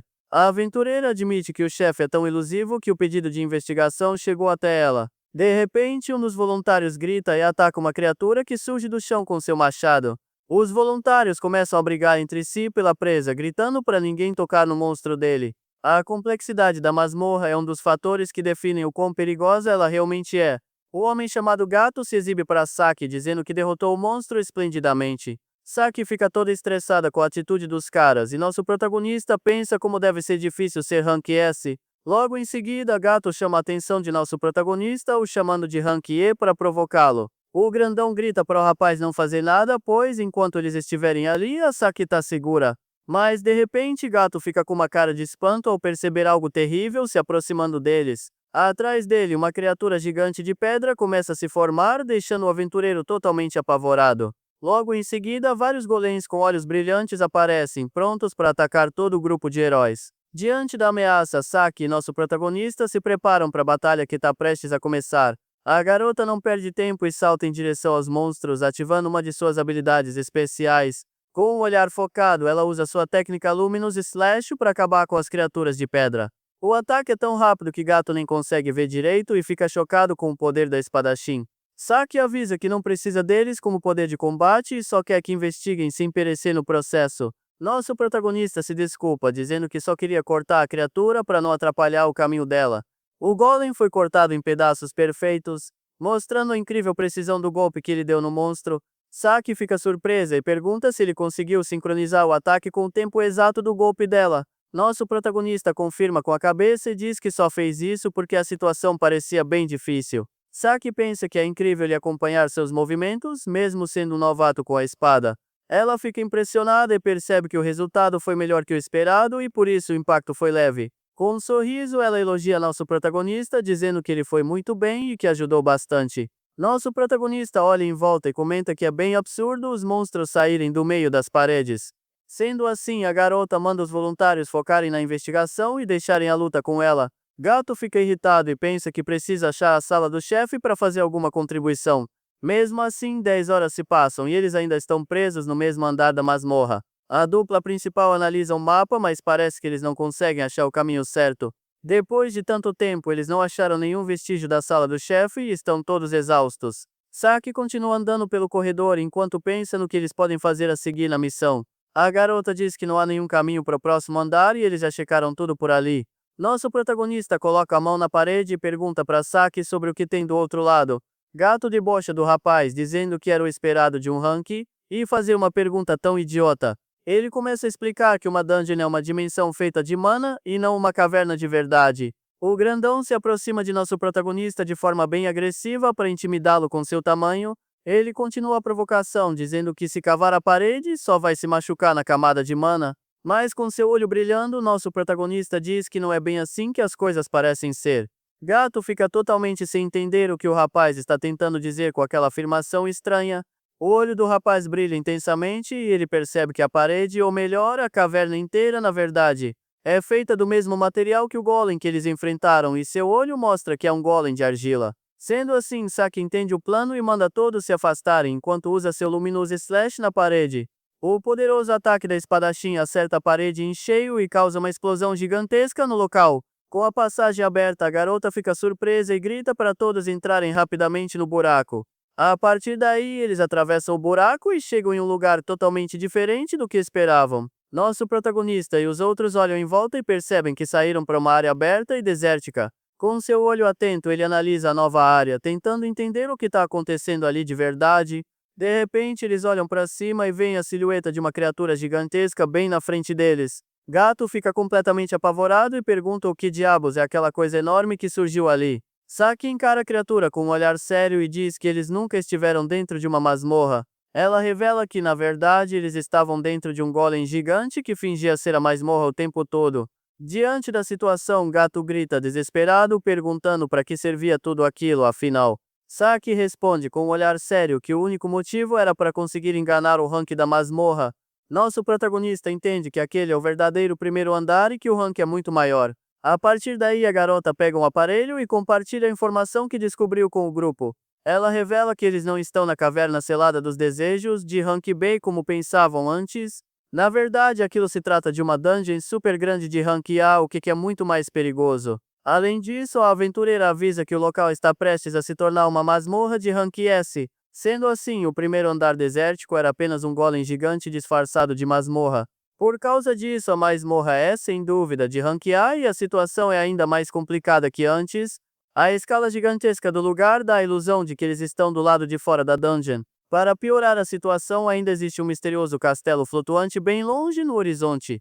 Gato pergunta qual era o dever do monstro, e Isaac diz que era para impedir uma conquista de Rank S. O grandão então pergunta se a criatura não vai mais se mover, e a garota explica a situação. Como falhou em seu dever, o golem provavelmente desligou para poder conservar sua mana restante. Gato se assusta e Isaac explica que masmorras são a linha de frente contra inimigos da humanidade. Nosso protagonista lembra de Liber e seus servos e concorda que eles têm inteligência e estratégia. Ele se lembra que alguns deles até mesmo possuem sentimentos assim como os humanos. Saki diz que isso foi uma bênção, pois acharam a dungeon antes de virar uma ameaça de rank F. Dessa forma, eles podem atacar o chefão agora mesmo, antes que ele consiga se esconder de novo. Sendo assim, a investigação termina e a garota anuncia que a conquista da masmorra vai começar. Ela manda os voluntários voltarem e reportarem para a guilda, pois o portão está bem ali perto. Mas nosso protagonista diz que não pode simplesmente voltar e que vai lutar ao lado de Saki também. Com isso, a garota se vira e pergunta se ele realmente tem certeza de que quer ir junto com ela. O reflexo da aventureira brilha nos olhos de nosso protagonista, que está totalmente decidido a lutar. Ele pergunta se ela tem certeza e Saki diz que precisa de alguém para levar as informações do chefe caso tudo dê errado. A garota aponta para ele com um sorriso e diz que de todos ali, ele é a melhor escolha para a tarefa. De repente, a espadachim o agarra pela gola da camisa com um olhar bem sério e determinado. Ela o encara e avisa que desta vez eles com certeza vão voltar para casa juntos, custe o que custar. Nosso protagonista concorda com a cabeça e diz que com certeza eles vão conseguir voltar em segurança. Ele também pensa em sua antiga família e na tragédia que tirou a vida de todos no orfanato. Com a marca em sua mão brilhando, ele diz que não vai deixar mais ninguém perecer em sua frente. Sendo assim, Saki pega nosso protagonista no colo e se prepara para partir usando uma de suas skills. A partir daí, ela ativa sua habilidade Luminous Formula e dispara em uma velocidade absurda. Com a poeira subindo, Gato reclama que não consegue enxergar nada com aquela correria toda. Mesmo assim, ele se recusa a desistir e diz que não vai para casa de jeito nenhum daquela forma. No chão, um pedaço de rocha com um brilho estranho parece indicar o caminho que eles devem seguir. Sendo assim, os dois cortam o caminho mais curto em direção ao castelo flutuante que viram antes. Com seu poder, a garota abre uma passagem com um golpe poderoso que quebra tudo em seu caminho. Eles finalmente chegam em um grande salão com asas de luz enquanto aterrissam em segurança no chão. Saki fica impressionada com a densidade de mana e se pergunta se aquele é o andar mais baixo. Ela comenta que não acredita que humanos conseguiram chegar até ali por conta própria antes. O local é um grande salão do trono, com enormes cristais dourados por toda a parte do lugar. Repentinamente, uma mulher feita de cristais surge pendurada de cabeça para baixo no teto do salão. Com um olhar sinistro, a criatura encara os dois e nosso protagonista percebe que ela é o chefe. A vilã se apresenta como a golem de joias Karat e diz que vai se tornar a mais bela rei demônio. Saki percebe que ela estava juntando mana secretamente e a vilã confirma seu plano maligno. A Golem de Joias revela que pouco a pouco ela estava apenas polindo sua beleza para evoluir. A partir daí, ela ativa sua habilidade Karate Critical Cutter e se prepara para atacar os dois. Com um sorriso, a vilã avança, gritando para que nosso protagonista se encante com sua beleza. Sem perder tempo, o rapaz ativa sua habilidade Olho Demoníaco para analisar a situação de perigo. Dessa forma, os dois desviam e Karate fica surpresa, pois geralmente a luta acaba ali mesmo. Nosso protagonista percebe que o ataque da chefe da masmorra é rápido e seria fatal se o acertasse. Mas, comparado ao vento, a vilã parece estar parada e por isso ele não sente nenhum medo do golpe. Karato grita que é inútil, pois seu corpo é mais duro que o dos golems que eles enfrentaram antes. Ele concorda com a vilã, mas com a espada em mãos, diz que só precisa de uma única coisa para vencer. Sendo assim, ele apara o golpe da chefe apenas para conseguir criar uma brecha para sua amiga Saki. A aventureira entende o plano e usa novamente sua poderosa habilidade chamada Luminous Slash. O golpe acerta em cheio e racha a lâmina de Karate, que fica chocada por ter sido arranhada. Saki diz que o corpo dela é duro, mas não é inquebrável, e avança para continuar o ataque com tudo. Nosso protagonista observa a luta e pensa que as habilidades de um aventureiro de rank S são absurdas. Mesmo ferida, Karate reclama que o golpe doeu muito, mas não parece ter perdido a compostura. Saki percebe que tem algo errado, pois a chefe não perdeu a compostura e parece ter outro plano. Nosso protagonista avisa para ela não baixar a guarda e a garota concorda com seu amigo de infância. Sendo assim, a espadachim avança para usar um combo e acabar com a vilã de uma vez por todas. Mas, com um sorriso maligno, a chefe da masmorra diz que viu a fraqueza dos dois heróis. Com isso, ela ativa sua habilidade Karate Create Colossal e se prepara para um ataque em área. Nosso protagonista grita que ela usou uma quantidade massiva de mana, mas nada aconteceu no salão. De repente, Saki fica com um olhar de espanto ao perceber o que realmente estava acontecendo ali. Distante dali, Gato grita que o golem se regenerou e agora está bloqueando o caminho para o portão. A aventureira percebe que a vilã está usando o material dos outros golems para se fortalecer. A partir daí, Karato prende os voluntários em um casulo de energia e avisa que se não os salvarem, eles perecerão. Saki entende que eles perecerão se perderem tempo com a chefe, mas se tirar os olhos dela também será o fim. Diante da situação, nosso protagonista chama a atenção de Saki e a manda ir salvar os outros. Ele explica que eles não podem deixar aquela coisa sem supervisão por nenhum segundo sequer. Com sua espada em mãos, nosso protagonista encara a vilã e diz que ele mesmo vai detê-la sozinho. Com um sorriso, Saki diz que está deixando tudo nas mãos dele e confia em seu potencial. A garota sai correndo e grita que eles farão uma grande festa quando voltarem para casa sãos e salvos. A vilã o encara e debocha, dizendo que ele é apenas um peão de sacrifício que ficou para trás. Nosso protagonista responde que não é um sacrifício, mas sim um ato de pura confiança entre eles. Ele lembra que assim como o Saki e os monstros Liber e Viento também confiaram nele para a missão. Mesmo com posições diferentes, ele tá ali porque todos acreditaram em seu potencial para vencer. Por causa disso, ele pensa que precisa lutar com tudo para poder responder a essa confiança depositada. Diante da situação, Karate fica chocada com a mana dele e pergunta como ele tem o poder de um monstro. Com um olhar sério, ele responde que a partir de agora vai lutar como um domador de monstros. Ele avisa para a vilã se preparar, pois sua técnica de espada pertence ao monstro mais forte que ela. Karato fica chocada e pergunta como ele conseguiu cortá-la, já que seu corpo é muito resistente. Nosso protagonista explica que viu através da técnica dela e usou seus movimentos sem desperdício. A vilã decide refazer sua arma e ativa a habilidade Karate Kurikat para se regenerar. Ela o provoca, dizendo que ele não vai conseguir aparar a nova forma e que vai empalá-lo com sua lâmina. Yuki a desafia para testar e apara o golpe com confiança, dizendo que a lâmina não o alcançará. A chefe grita que ele está agindo calmo, mas na verdade está cheio de aberturas e que o pegou. O ataque parece acertá-lo em cheio, mas nosso protagonista diz calmamente que deixou ela o atingir. Diante da situação, a vilã da masmorra fica completamente confusa e chocada com a atitude do rapaz. Ele então aparece atrás dela e diz que vai usar a dureza do corpo dela contra ela mesma enquanto ataca. Com seu corpo se despedaçando, a inimiga finalmente percebe que ele a estava usando desde o início. A marca em sua mão brilha intensamente, e ele se revela como um verdadeiro domador de monstros. Furiosa, a chefe grita que não vai perdoá-lo por ter danificado tanto sua carapaça de cristal. Nosso protagonista responde calmamente que a luta não vai acabar com apenas esse nível de dano. A partir daí, ele diz que vai mostrar uma skill de verdade e ativa a maldição da mudança de classe Karate. Com isso, os cristais dela começam a ser afetados com as palavras compressão, polimento e decoração. Karate se transforma e grita que é a golem mais dura e bonita, além de ser a mestre da dungeon. Nosso protagonista apenas observa a transformação dela com um olhar calmo e bem focado na batalha. A vilã olha para os aventureiros presos e diz que nem vai fazê-los parte de sua coleção de joias. Com isso, ela ameaça moê-lo até que ele vire apenas um grão de areia naquele deserto sem fim. Sem se intimidar, nosso protagonista avança e acerta a perna gigante da criatura com sua espada. Karate debocha, dizendo que como ela pensou, não consegue usar aquela massa de cristal gigante. Com um sorriso, o rapaz questiona se o plano dela de só ficar gigante não tem um pingo de talento. Ela ri e diz que joias são mais valiosas quanto maiores forem, mas ele continua seus ataques. Ele então responde que não e que o mais importante na verdade é outra coisa bem diferente.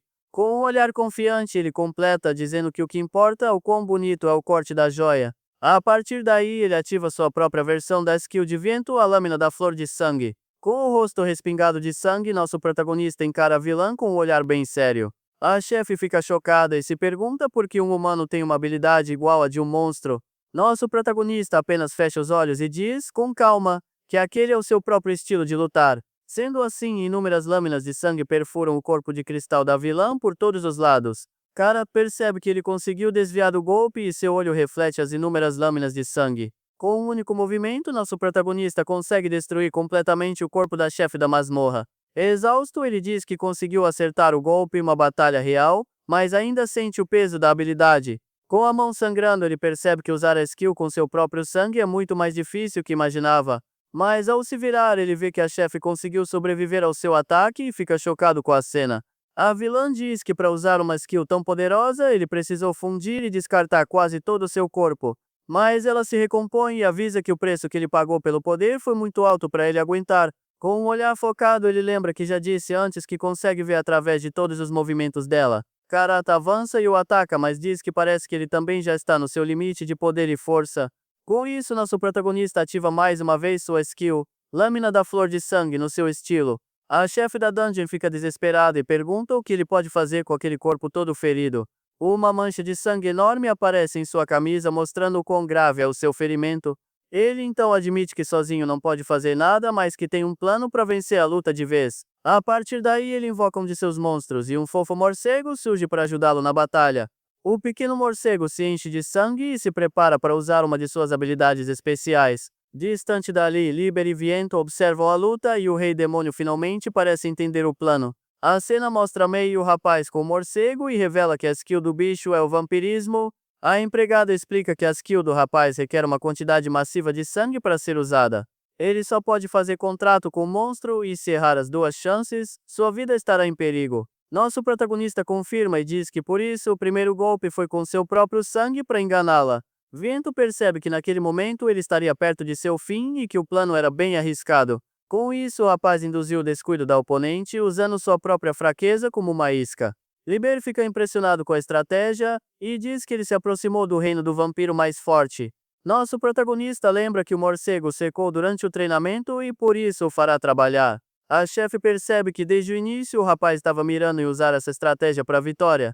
Ele então se vira para a vilã e diz que vai devolver a apresentação que ela fez antes na batalha. Com a espada em mãos e o morcego no ombro, ele se apresenta como Yuki, o domador de monstros. Ele completa dizendo que é um aventureiro que luta usando tudo que tem, inimigos e aliados. A vilã fica em choque e só consegue gaguejar a palavra monstro antes de ser atingida pelo golpe. Com o poderoso ataque, a chefe da masmorra é finalmente derrotada e explode em um flash de luz. Nosso protagonista afirma que é humano, mesmo que tenha um contrato com o Rei Demônio. Logo em seguida, a mana da dungeon começa a se acumular e ele sente seus olhos queimarem. Com a marca brilhando, ele diz que aquela quantidade de poder já deve ser o suficiente. Sendo assim, ele se prepara para absorver toda a mana liberada pela derrota da chefe. Exausto, ele diz que está contando com a ajuda de Liber para conseguir seu objetivo. De repente, Saki aparece e o segura pedindo desculpas por tê-lo deixado esperando. A garota fica chocada e pergunta se ele derrotou o chefe sozinho e o rapaz se desculpa. Ele então diz que não consegue ficar de pé por causa da anemia e pede ajuda dela. A cena muda e mostra vários repórteres com suas câmeras em uma coletiva de imprensa. No palco, o Homem de Terno agradece a presença de todos e se prepara para o anúncio. Ele revela que uma situação especial aconteceu em relação à masmorra de rank A investigada. Com isso, ele avisa que a pessoa envolvida vai reportar tudo diretamente para a imprensa. A multidão de repórteres vai à loucura e grita para tirarem a foto da manchete do dia. No palco surge a pessoa que mais contribuiu para a limpeza daquela masmorra perigosa. Um dos repórteres comenta que só a masmorra falsa já é uma grande notícia para todos. A aventureira de rank S, Saki, é então anunciada como a grande heroína daquela missão perigosa. Os repórteres vão à loucura e a chamam de raio inocente, o flash branco, e perguntam do perigo. Um deles questiona se monstros inteligentes apareceram, já que a masmorra era de rank A. Saki pede para todos ficarem em silêncio e começa a dar um resumo da conquista da masmorra. Mas em seus pensamentos ela reclama que nosso protagonista sempre empurra as coisas para os outros. A cena mostra o rapaz dizendo que tem algo importante para fazer e pedindo para ela cuidar de tudo. Com isso, ela fica sozinha na sala e reclama que ele nem terminou a cura antes de sumir do nada. A garota então se pergunta o que poderia ser tão importante para ele sair daquele jeito apressado. De volta à masmorra, nosso protagonista corre e pergunta para Liber sobre o ritual de ressurreição. Mei responde que eles estão apenas finalizando a última parte para trazer Elvina de volta à vida. O rei demônio o adverte para parar de assistir, pois a magia pode queimar seus olhos com o poder. Mesmo assim, o rapaz diz que consegue sentir a energia imensa só de estar ali perto do ritual. May segura uma caixa de música e diz para Elvina que o tempo de descanso dela finalmente acabou. Como empregada-chefe, ela avisa que não vai permitir que a serva continue no pós-vida para sempre. Sendo assim, ela ativa sua habilidade Mind in Order para finalmente reviver sua companheira. Com a luz brilhando, Elvina finalmente acorda e diz: "Oh céus, ao perceber que voltou à vida." Nosso protagonista corre em sua direção e grita o nome dela, aliviado por vê-la bem novamente. A serva fica confusa com a presença dele e se pergunta por que seu mestre está ali com ela. Ela, então, pergunta se ele pereceu, mas o rapaz diz que não, e que ela foi quem voltou à vida. May se aproxima e diz que ficou chocada, pensando que Elvina tinha se sacrificado por nada. Com isso, nosso protagonista suspira, aliviado por tudo ter dado certo no final das contas. Ele então diz para a serva que fica feliz em vê-la saudável novamente e dá um sorriso. Elvina questiona se aquilo é uma piada de morto-vivo, já que ela é tecnicamente uma zumbi. Repentinamente, Liber aparece, avisa que os dois têm trabalho a fazer e manda eles se trocarem. O rapaz pergunta se vai ser mordomo de novo, e a serva se espanta com a revelação sobre ele. Vento e May surgem com roupas novas e dizem que não é bem isso e que é hora de se trocar. Com o novo traje, nosso protagonista fica impressionado com a qualidade e o estilo da roupa. O mordomo se aproxima e diz que com aquela roupa, hoje o rapaz será a grande estrela do evento. Com a mão na porta, Vinto completa, dizendo que ele é a estrela principal e abre a passagem. Do outro lado, vários monstros o aguardam e agradecem por ele ter salvado a todos do perigo. Nosso protagonista fica confuso com a recepção e pergunta o que está acontecendo de repente. Com isso, Liber diz que ele finalmente apareceu e que a dungeon que ele limpou tinha muita mana. May complementa dizendo que por isso eles reviveram mais monstros que o planejado e que está exausta. O rapaz se choca ao ver todos ali e o rei demônio diz que os reuniu, pois estavam curiosos sobre ele. As criaturas o cercam e dizem que nunca pensaram em ser salvas por um humano e querem festejar. Elvino puxa dali, dizendo que seria um problema e que ela mesma está confusa com o mestre. Enquanto arrastada, nosso protagonista grita o nome do rei demônio, pedindo por ajuda na situação. Mas o vilão apenas observa a cena com um sorriso e uma taça de vinho na mão, sem se importar. Ele então explica que por causa da escolha do rapaz no passado, todos aqueles monstros foram salvos. Com um brinde, o vilão diz que foi um bom trabalho e que ele deve se acostumar a receber graças. Mas nosso protagonista nega, dizendo que não fez aquilo por eles e que tinha outro motivo em mente. Seu olho brilha e ele pensa que Elvina apenas o lembrou daquela outra garota de seu passado. Ele encara a serva e as outras criaturas que foram salvas graças à sua decisão de lutar com tudo. A cena o faz lembrar do orfanato e de como ele brincava com as outras crianças e com Saki. Com o punho cerrado, ele reafirma sua determinação de impedir que aquela tragédia se repita. Com o punho cerrado, ele reafirma sua determinação de impedir que aquela tragédia se repita novamente. Mas, com um sorriso no rosto, nosso protagonista pensa que fica feliz por eles terem sido salvos. Um lobisomem se aproxima e pergunta para Elvina por que ela pereceu, se era a melhor discípula. Liber diz que Vento precisa de mais treino, e o mordomo o provoca por gostar tanto do rapaz. O rei demônio continua a provocação, dizendo que Vento até preparou roupas para o jovem herói. O mordomo se irrita e responde que o mesmo vale para Liber, que também está bem interessado nele. Liber admite que no início pensou que o usaria, mas no final foi o rapaz quem os usou para seu plano. E com isso ele conseguiu resultados muito além do que todos eles esperavam no início da jornada. Com um sorriso maligno, o rei demônio pensa que aquele rapaz será a chave para conquistar o mundo. Nosso protagonista se torna a peça central dos planos dos monstros para o futuro daquele mundo. De volta à coletiva, Saki pede para repetirem a pergunta, pois acha que ouviu algo muito errado. Um homem misterioso então exige que ela entregue a pessoa que realmente limpou a masmorra. O olho da garota se enche de fúria ao perceber que ele sabe a verdade sobre a conquista da dungeon. O homem avisa que está escondendo um cara perigoso e que ele mesmo vai levá-lo embora dali. A cena muda para um beco escuro onde o homem misterioso ataca alguém, e um celular cai no chão. A tela do celular mostra a notícia da coletiva antes de ser completamente destruída pelo agressor. Com isso, o homem agredido grita desesperado que o rapaz que ele procura veio junto com Saki. O agressor de capuz vermelho reclama que está cansado de lidar com tantos aventureiros de rank baixo. Em pânico, o homem se lembra do nome e grita que é Yuki, o que chama a atenção do vilão misterioso. Diante de um painel com fotos, ele encontra a imagem do nosso protagonista e confirma que o achou. O aventureiro implora para ser solto e jura que não está envolvido enquanto chamas o cercam. Mas o homem de capuz recusa, pois ele causaria problemas se contasse a verdade para outras pessoas. Ele diz para o rapaz culpar sua própria língua solta pelo seu destino enquanto o encara com ódio. A partir daí, uma grande explosão de fogo consome o aventureiro, que não teve chance de escapar.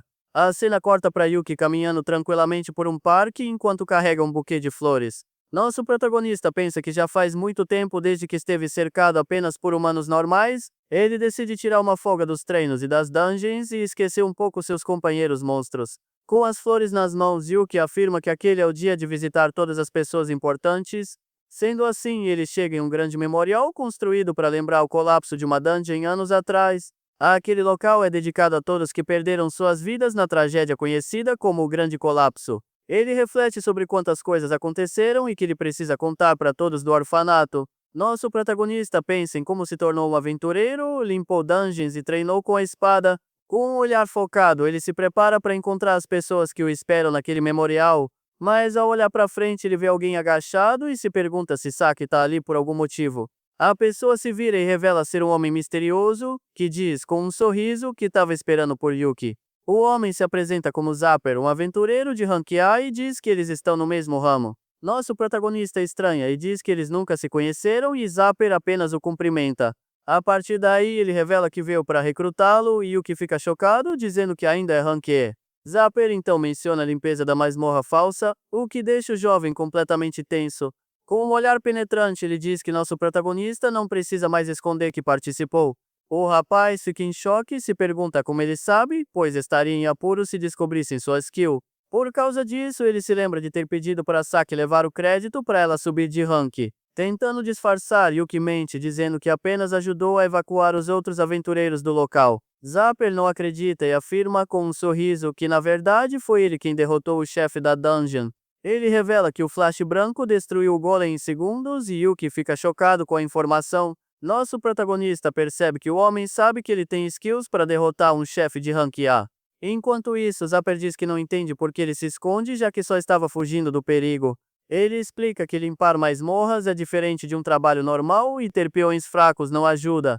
A partir daí, ele diz que para ganhar dinheiro de verdade é preciso ter as armas mais fortes de todas. Com um sorriso, ele completa, dizendo que precisam ser as melhores armas que existem naquele mundo. Nosso protagonista fica confuso e pergunta se o homem está falando dele com uma tal arma poderosa. O vilão se aproxima e diz que, mesmo com skills fortes, há um limite para limpar masmorra sozinho. Ele continua explicando que em um grupo a situação é diferente, mesmo que a recompensa seja menor. Com o punho cerrado, ele afirma que juntos eles podem conquistar muito mais masmorras perigosas. Dessa forma, o homem o convida para se juntar a ele e os dois ganharem muito dinheiro juntos. Nosso protagonista agradece por Zapper pensar tão bem dele e o valorizar daquela maneira estranha. Mas com um sorriso, ele recusa a oferta e diz que seu objetivo não é ganhar dinheiro nas dungeons. O homem de capuz não se importa muito e diz que foi rejeitado, mas que não é bom com palavras. Com um olhar diferente, ele diz que de qualquer forma ele já planejava tentar outra abordagem. Um círculo mágico vermelho surge e Zapper avisa que agora é a hora de usar a força bruta. Nosso protagonista fica chocado com a magia sendo ativada bem ali no parque da cidade. Com isso, Zapper o ataca com um martelo de fogo, jogando o rapaz para bem longe dali. O buquê que ele segurava é atingido pelas chamas e começa a pegar fogo no chão do parque. Yuki se levanta assustado e questiona o porquê de ele usar magia dentro da cidade. Zapper sorri e diz que por ele ter desviado, agora ele o quer ainda mais para seu grupo. O rapaz grita para ele parar, pois aquele é um lugar para as pessoas descansarem em paz. O vilão admite que usar magia na superfície é ilegal, mas que não se importa muito com isso. Mas ele avisa que recusar sua oferta é muito pior e o ataca com corrente de pedra. Preso, o jovem percebe que não consegue se mover ou usar suas habilidades especiais. Zapper o provoca, dizendo que ele é forte contra monstros, mas fraco contra outras pessoas. Mesmo preso, nosso protagonista tenta usar uma de suas habilidades para se libertar. Dessa forma, ele ativa a prisão de gelo, congelando a mão do vilão que o segurava forte. O homem diz que Yuki é o oposto dele, que foi feito para limpar masmorras perigosas. Logo em seguida, ele o joga no chão e grita que é por isso que o quer em seu grupo. Com um olhar maligno, ele ameaça seguir Yuki em toda a dungeon e atacá-lo de novo e de novo. Zapper se gaba dizendo que Yuki pode chamar a guilda ou os ranks S, mas ele é o skill killer, e ninguém pode pará-lo. No chão, nosso protagonista se sente impotente diante da força e da ameaça do vilão de capuz. Com isso, Zapper vai embora, dizendo que vai esperar por um sim antes que o rapaz encontre seu fim. Longe dali, Liber observa a cena e se irrita com a ousadia de Zapper tentando roubar seu peão. Com um olhar furioso, o Rei Demônio encara a peça de xadrez e diz que aquilo foi muito rude. A cena muda para Yuki na base dos monstros com Mei, e ele diz que precisa bolar um plano para vencer. Viento o questiona por não ter levado sua espada, e o jovem explica que era seu dia de folga na cidade. Ele admite que mesmo com a arma acha que perderia e precisa de um jeito de lidar com a magia dele. Sendo assim, Liber surge e lembra o rapaz que ele é um domador de monstros e tem outras opções. O Rei Demônio aconselha a usar criaturas boas com magia e, com isso, nosso protagonista o invoca. Uma elfa chamada Máquina Miteira aparece e reclama que estava no meio de uma pesquisa importante. Nosso protagonista pensa que ninguém entende mais de magia do que aquela elfa ali presente. Liber então ordena que ela estude o abismo, mas a elfa não parece muito animada com a ideia. Já no andar dela na masmorra, Máquina diz que é a melhor discípula de Viento, mas não gosta do velho. O rapaz percebe que nunca viu nas festas do chá ou em outros eventos com os outros monstros. A elfa reclama que nunca iria a uma festa daquele morcego antigo, e nosso protagonista fica confuso. Ele então descobre que o termo significa ter cerca de 1000 anos de idade e fica chocado com a escala. Máquina se defende dizendo que tem apenas 1499 anos, mas ele acha que mal faz diferença. Com o punho cerrado, ela decide que vai tornar o discípulo de Vento ainda mais forte que o mestre. A partir daí, ela se aproxima do rapaz e diz que o velho mestre dele odiaria ver aquilo acontecer. A elfa fantasia sobre um amor proibido entre eles, mas Yuki a corta e pede para ela ensinar magia. Ela concorda em ajudar, pois acha que parece divertido e que desenvolver magia precisa de estímulo. Ao entrar em uma biblioteca gigante, ele pergunta, chocado, se todos aqueles livros são de magia. Máquina responde que tem mais e que quase todo o andar dela é composto apenas por livros antigos. Ela o chama de discípulo número 1 e diz que ele nem entende o que é magia de verdade. Com isso, a elfa inicia a aula com a primeira pergunta sobre a diferença entre magia e skills. Nosso protagonista pensa que é um bom ponto e se pergunta qual é a real diferença entre os dois. Máquina explica que skills são habilidades pessoais, enquanto a magia é uma habilidade universal. Yuki fica confuso com o termo, e a elfa continua dizendo que skills se dividem em 3 tipos. O primeiro tipo são as skills obtidas através da profissão, como o olho demoníaco verdadeiro dele. A elfa diz que o segundo tipo são as skills que já vêm com a raça, como o vampirismo do morcego. Sendo assim, ela fala do terceiro tipo, que são as skills nascidas de uma técnica dominada por alguém. Com isso, ela explica que todas dependem das habilidades e dos talentos únicos de cada um. Por isso, mesmo que pareçam iguais, é impossível copiar algumas, pois a essência é bem diferente. A elfa então pergunta se o rapaz tem experiência com isso, e ele fica em silêncio por um momento. Nosso protagonista se lembra de quando usou a lâmina da flor de sangue em seu próprio estilo de luta. Ele então responde que sabe bem disso e que a magia deve ser o completo oposto de tudo aquilo. Máquina confirma e diz que com a mesma magia e poder, o resultado vai ser sempre o mesmo, não importa quem use. Ela completa dizendo que a magia é como uma lei universal e também absoluta para todos no mundo. Com um brilho em seu dedo, a elfa finalmente define que aquilo é o que chamam de magia de verdade. Nosso protagonista fica animado com a explicação, mas logo em seguida ele tem uma outra dúvida. A elfa se prepara para a segunda pergunta e questiona por que nem todo mundo usa magia. Então, o rapaz pergunta se as condições são rígidas demais ou se gasta muita mana para usar os feitiços. Mas, com uma cara de preocupação, a elfa responde que a resposta é simples, na verdade é muito difícil. Ele se pergunta se é manipular mana, mas ela diz que o problema é só recitar o feitiço corretamente. A elfa explica que a magia original precisa de um encantamento do tamanho de um livro inteiro. Nosso protagonista se lembra que Zapper usou um feitiço bem curto para prendê-lo com as pedras. Ele então diz que nunca viu alguém recitar algo tão longo e que geralmente é só invocar algo. Com isso, Máquina faz a terceira pergunta, querendo saber como ele acha que os magos fazem o feitiço. O rapaz fica pensativo e tenta encontrar uma resposta lógica para aquele grande mistério da magia. A partir daí, ele supõe que eles devem usar algum tipo de ajuda para conseguir usar os feitiços. A elfa sorri e confirma que ele acertou e que usam ferramentas como cajados para ajudar na hora. Ela completa dizendo que também usam círculos mágicos ou recitam o feitiço na cabeça para facilitar. Nosso protagonista fica animado ao perceber que a magia pode ser modificada de várias maneiras. Máquina explica que o bom da magia é que quanto mais se aprende, mais se pode trapacear o sistema. Como exemplo, ela invoca um poderoso martelo de fogo com um encantamento muito curto e rápido. A elfa explica que isso se chama omissão de encantamento, onde se completa tudo dentro da mente. Ela diz que é uma habilidade fundamental, mas que o resultado depende do entendimento do feitiço. Com isso, ela fala que o jeito de processar o feitiço muda de pessoa para pessoa com o tempo. Nosso protagonista então se lembra que Zapper usou o mesmo tipo de magia contra ele no parque. Nosso protagonista entende que por isso, mesmo parecendo igual, o resultado pode ser diferente. A elfa continua a explicação dizendo que quando se entende como forjar o feitiço, o que se cria é. Com isso, ela demonstra criando um martelo de fogo e dizendo que o que se cria é a própria invasão. O rapaz observa a demonstração com um olhar focado e impressionado com a magia da elfa. Ela explica que assim se pode deixar apenas uma parte do feitiço e preencher o resto depois. Animado, ele diz que finalmente entendeu a magia e pergunta se só precisa memorizar o encantamento. Makina entrega o livro, mas o avisa que se ele apenas decorar, será tudo o que poderá fazer com a magia. A elfa explica que um feitiço é um comando e sem saber o que cada parte faz, não dá para criar magias. Com isso, o rapaz compara aquilo a aprender uma nova língua e reclama que já é ruim em inglês. A elfa diz que sabe que humanos não têm muito tempo e que ele deveria ser grato pela sua ajuda. Dessa forma, ela usa um feitiço chamado Viver na Biblioteca, e um círculo mágico gigante surge. Nosso protagonista fica tenso e com uma gota de suor escorrendo pelo seu rosto diante da magia. De repente, ele é transportado para um local em chamas e se pergunta, chocado, que lugar é aquele. Makina explica que a magia que ele sentiu simula o conteúdo de um livro para ele vivenciar. Ela revela que aquele é o mundo do seu livro e se ele limpar a dungeon virtual, vai aprender tudo. Com a espada na mão, nosso protagonista se sente mais à vontade e diz que agora sim está bom. Ele então afirma com um sorriso confiante que é muito melhor lutando do que só estudando. Mas seu olho se arregala em choque ao ver a quantidade de inimigos que surgem de repente. Makina avisa que por hoje ele vai ter que ler todos os atributos e as transformações básicas.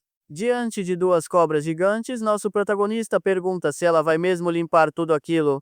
A elfa o desafia com um sorriso e pergunta se ele vai dizer que a tarefa é impossível. Logo em seguida, uma criatura sombria avança para atacar o jovem aventureiro com tudo. Com um sorriso confiante, nosso protagonista apenas responde com um sonoro e simples não. A partir daí, ele libera um poderoso ataque azulado com sua espada contra as criaturas. A elfa observa a cena com um sorriso bem satisfeito e um pouco surpreso no rosto dela, com os olhos brilhando em cores diferentes e o que declara que vai acabar com tudo em um instante. 3 dias depois, o treinamento pesado continua dentro do andar da masmorra de Makina Mitera. Lá dentro, uma criatura gigante parecida com um grifo solta um grito ensurdecedor e avança para cima. Nosso protagonista então tenta recitar um feitiço para poder interferir com o atributo de vento, mas o monstro é muito mais rápido e lança uma poderosa rajada de vento na direção do rapaz. Mesmo assim, ele continua um encantamento tentando transformar a poeira em estrelas e prender o alvo. Com isso, Yuki finalmente invoca a magia Aircat, mas acaba sendo pego pelo próprio feitiço. Makina observa caído no chão e diz que seu discípulo número 1 não tem nenhum pingo de talento. No chão, nosso protagonista pensa que agora entende por que aventureiros não usam os encantamentos. A elfa explica que a magia nunca foi feita para lutar e sim para enganar e reescrever o mundo.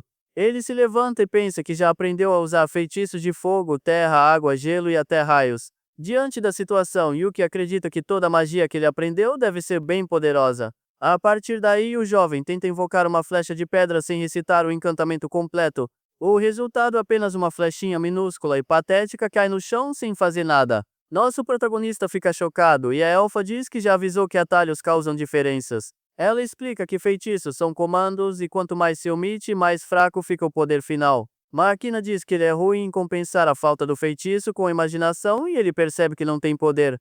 Ele pensa que se usar o encantamento para ter poder de verdade, não vai conseguir vencer o Zapper de jeito nenhum. Nosso protagonista lembra que não conseguiria reagir a tempo da magia do vilão e que o inimigo sempre pode contra-atacar. A elfa avisa que situações em que ele falha em quebrar um atributo com outro vão continuar acontecendo. Sendo assim, ela o incentiva a tentar o atributo de vento e o joga com tudo na direção do desafio. Nosso protagonista corre e pensa que talvez encontre um atributo em que seja bom, mas ainda tem uma dúvida. Com um olhar sério, ele se pergunta se Zapper sequer tem algum atributo fraco que possa ser explorado na luta. A cena muda para um acampamento onde um grupo de aventureiros descansa ao redor de uma fogueira na masmorra. Zapper fica chocado e pergunta se Yuki realmente está mergulhando em uma masmorra de Rank S completamente sozinho. O outro rapaz confirma e diz que não o encontraram e que ele foi para aquela masmorra super famosa e perigosa. A partir daí, ele lembra que até mesmo um grupo de 2 aventureiros de Rank A teve que recuar daquele lugar. Com um olhar pensativo, o vilão diz que foi uma jogada esperta, pois o local afasta os aventureiros comuns. Um dos companheiros dele pergunta o que devem fazer e Zapper responde que não importa e que eles vão entrar. O rapaz fica tenso e avisa que ainda tem monstros para derrotar ali e que a masmorra é muito perigosa. Zapper apenas dá um sorriso maligno e concorda que sim, aquilo pode ser bem perigoso para todos eles no final. De repente, um monstro gigante parecido com uma minhoca surge e ataca o grupo do Zapper. Os companheiros dele entram em pânico e gritam desesperados com a aparição da criatura. Sendo assim, o outro monstro gigante aparece e solta um rugido bem assustador para todos. Mas Zapper nem se abala com a situação e apenas aponta seu dedo como se fosse uma arma. A partir daí, ele invoca um feitiço super poderoso com vários atributos ao mesmo tempo. O rapaz reclama que ele matou muitos de novo e que não vai dar para pegar materiais bons. Mesmo assim, ele fica impressionado com a omissão de encantamento de todos os atributos. Diante da cena, ele pensa que aquilo é o verdadeiro poder de um mago de rank A.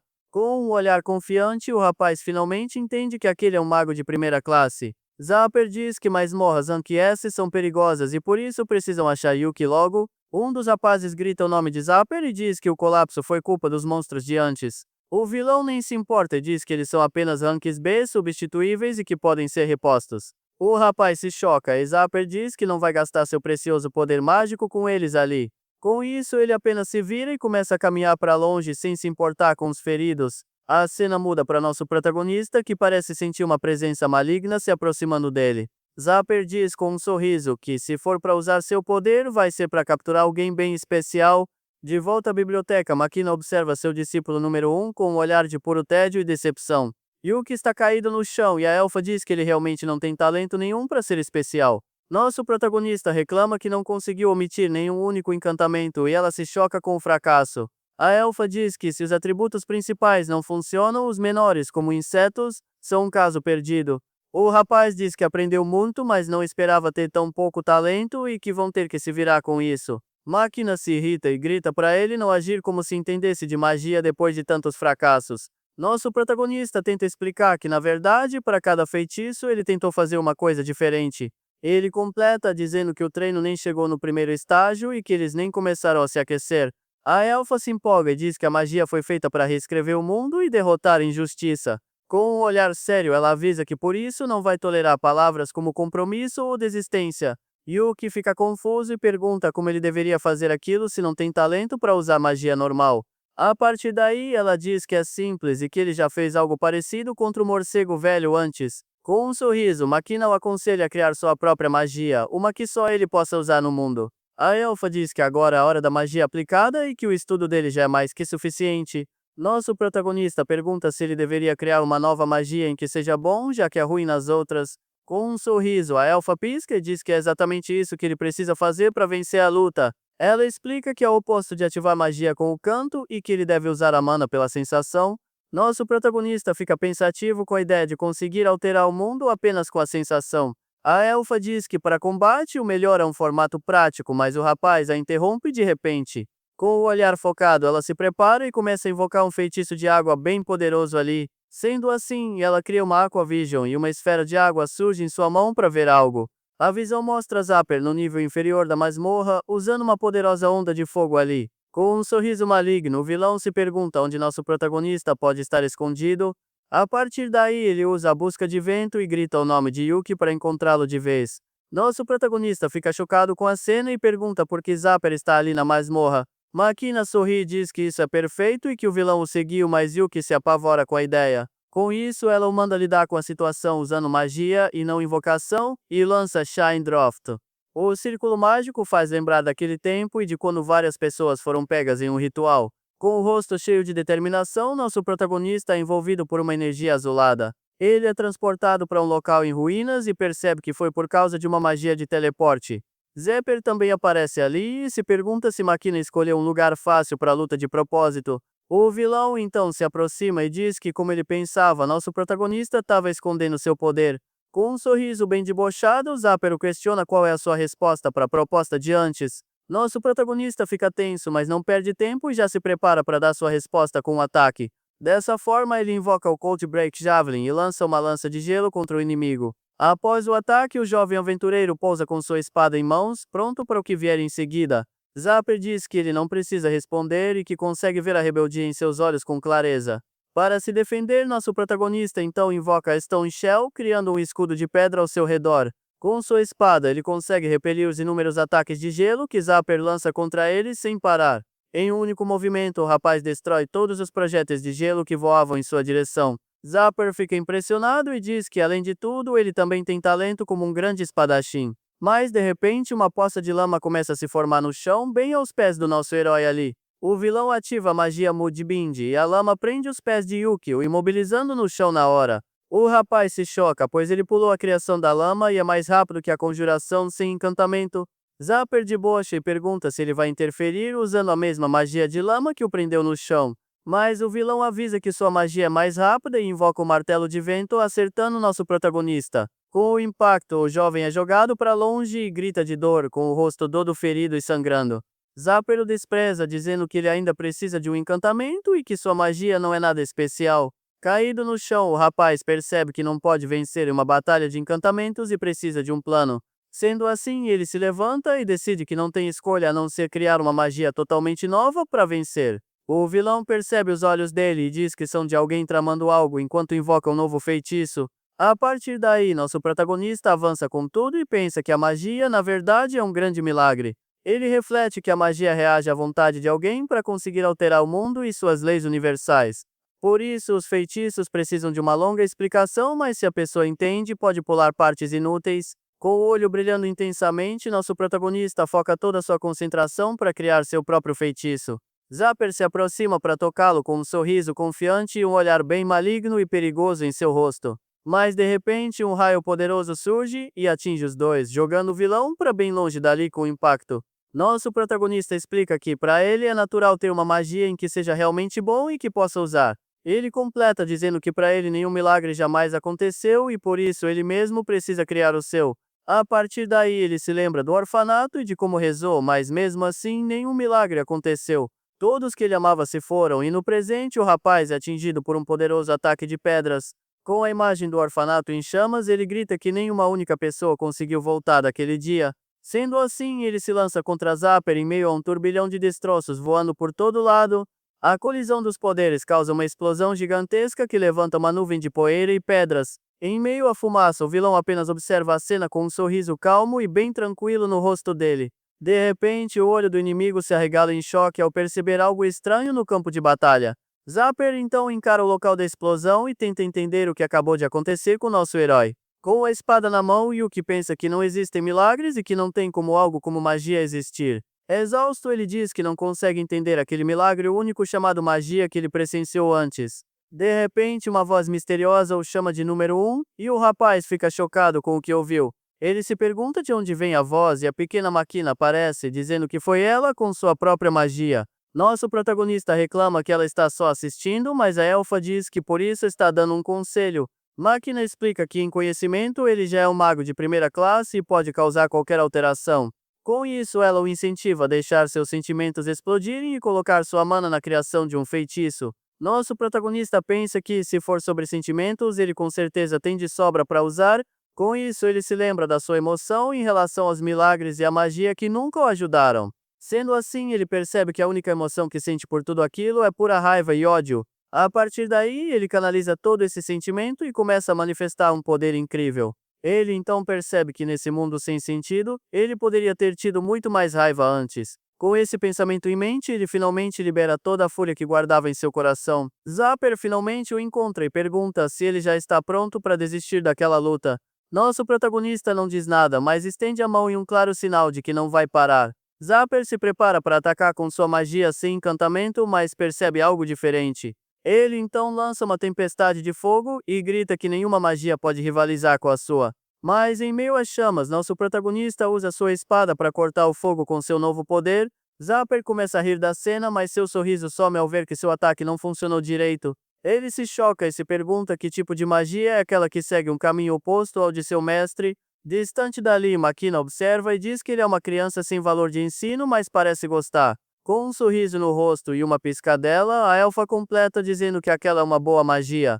Envolto em uma energia roxa sombria, o rapaz revela que sua nova técnica se chama antimagia. Com um olhar determinado, ele avisa o vilão que aquela é sua magia, uma que nega todas as outras.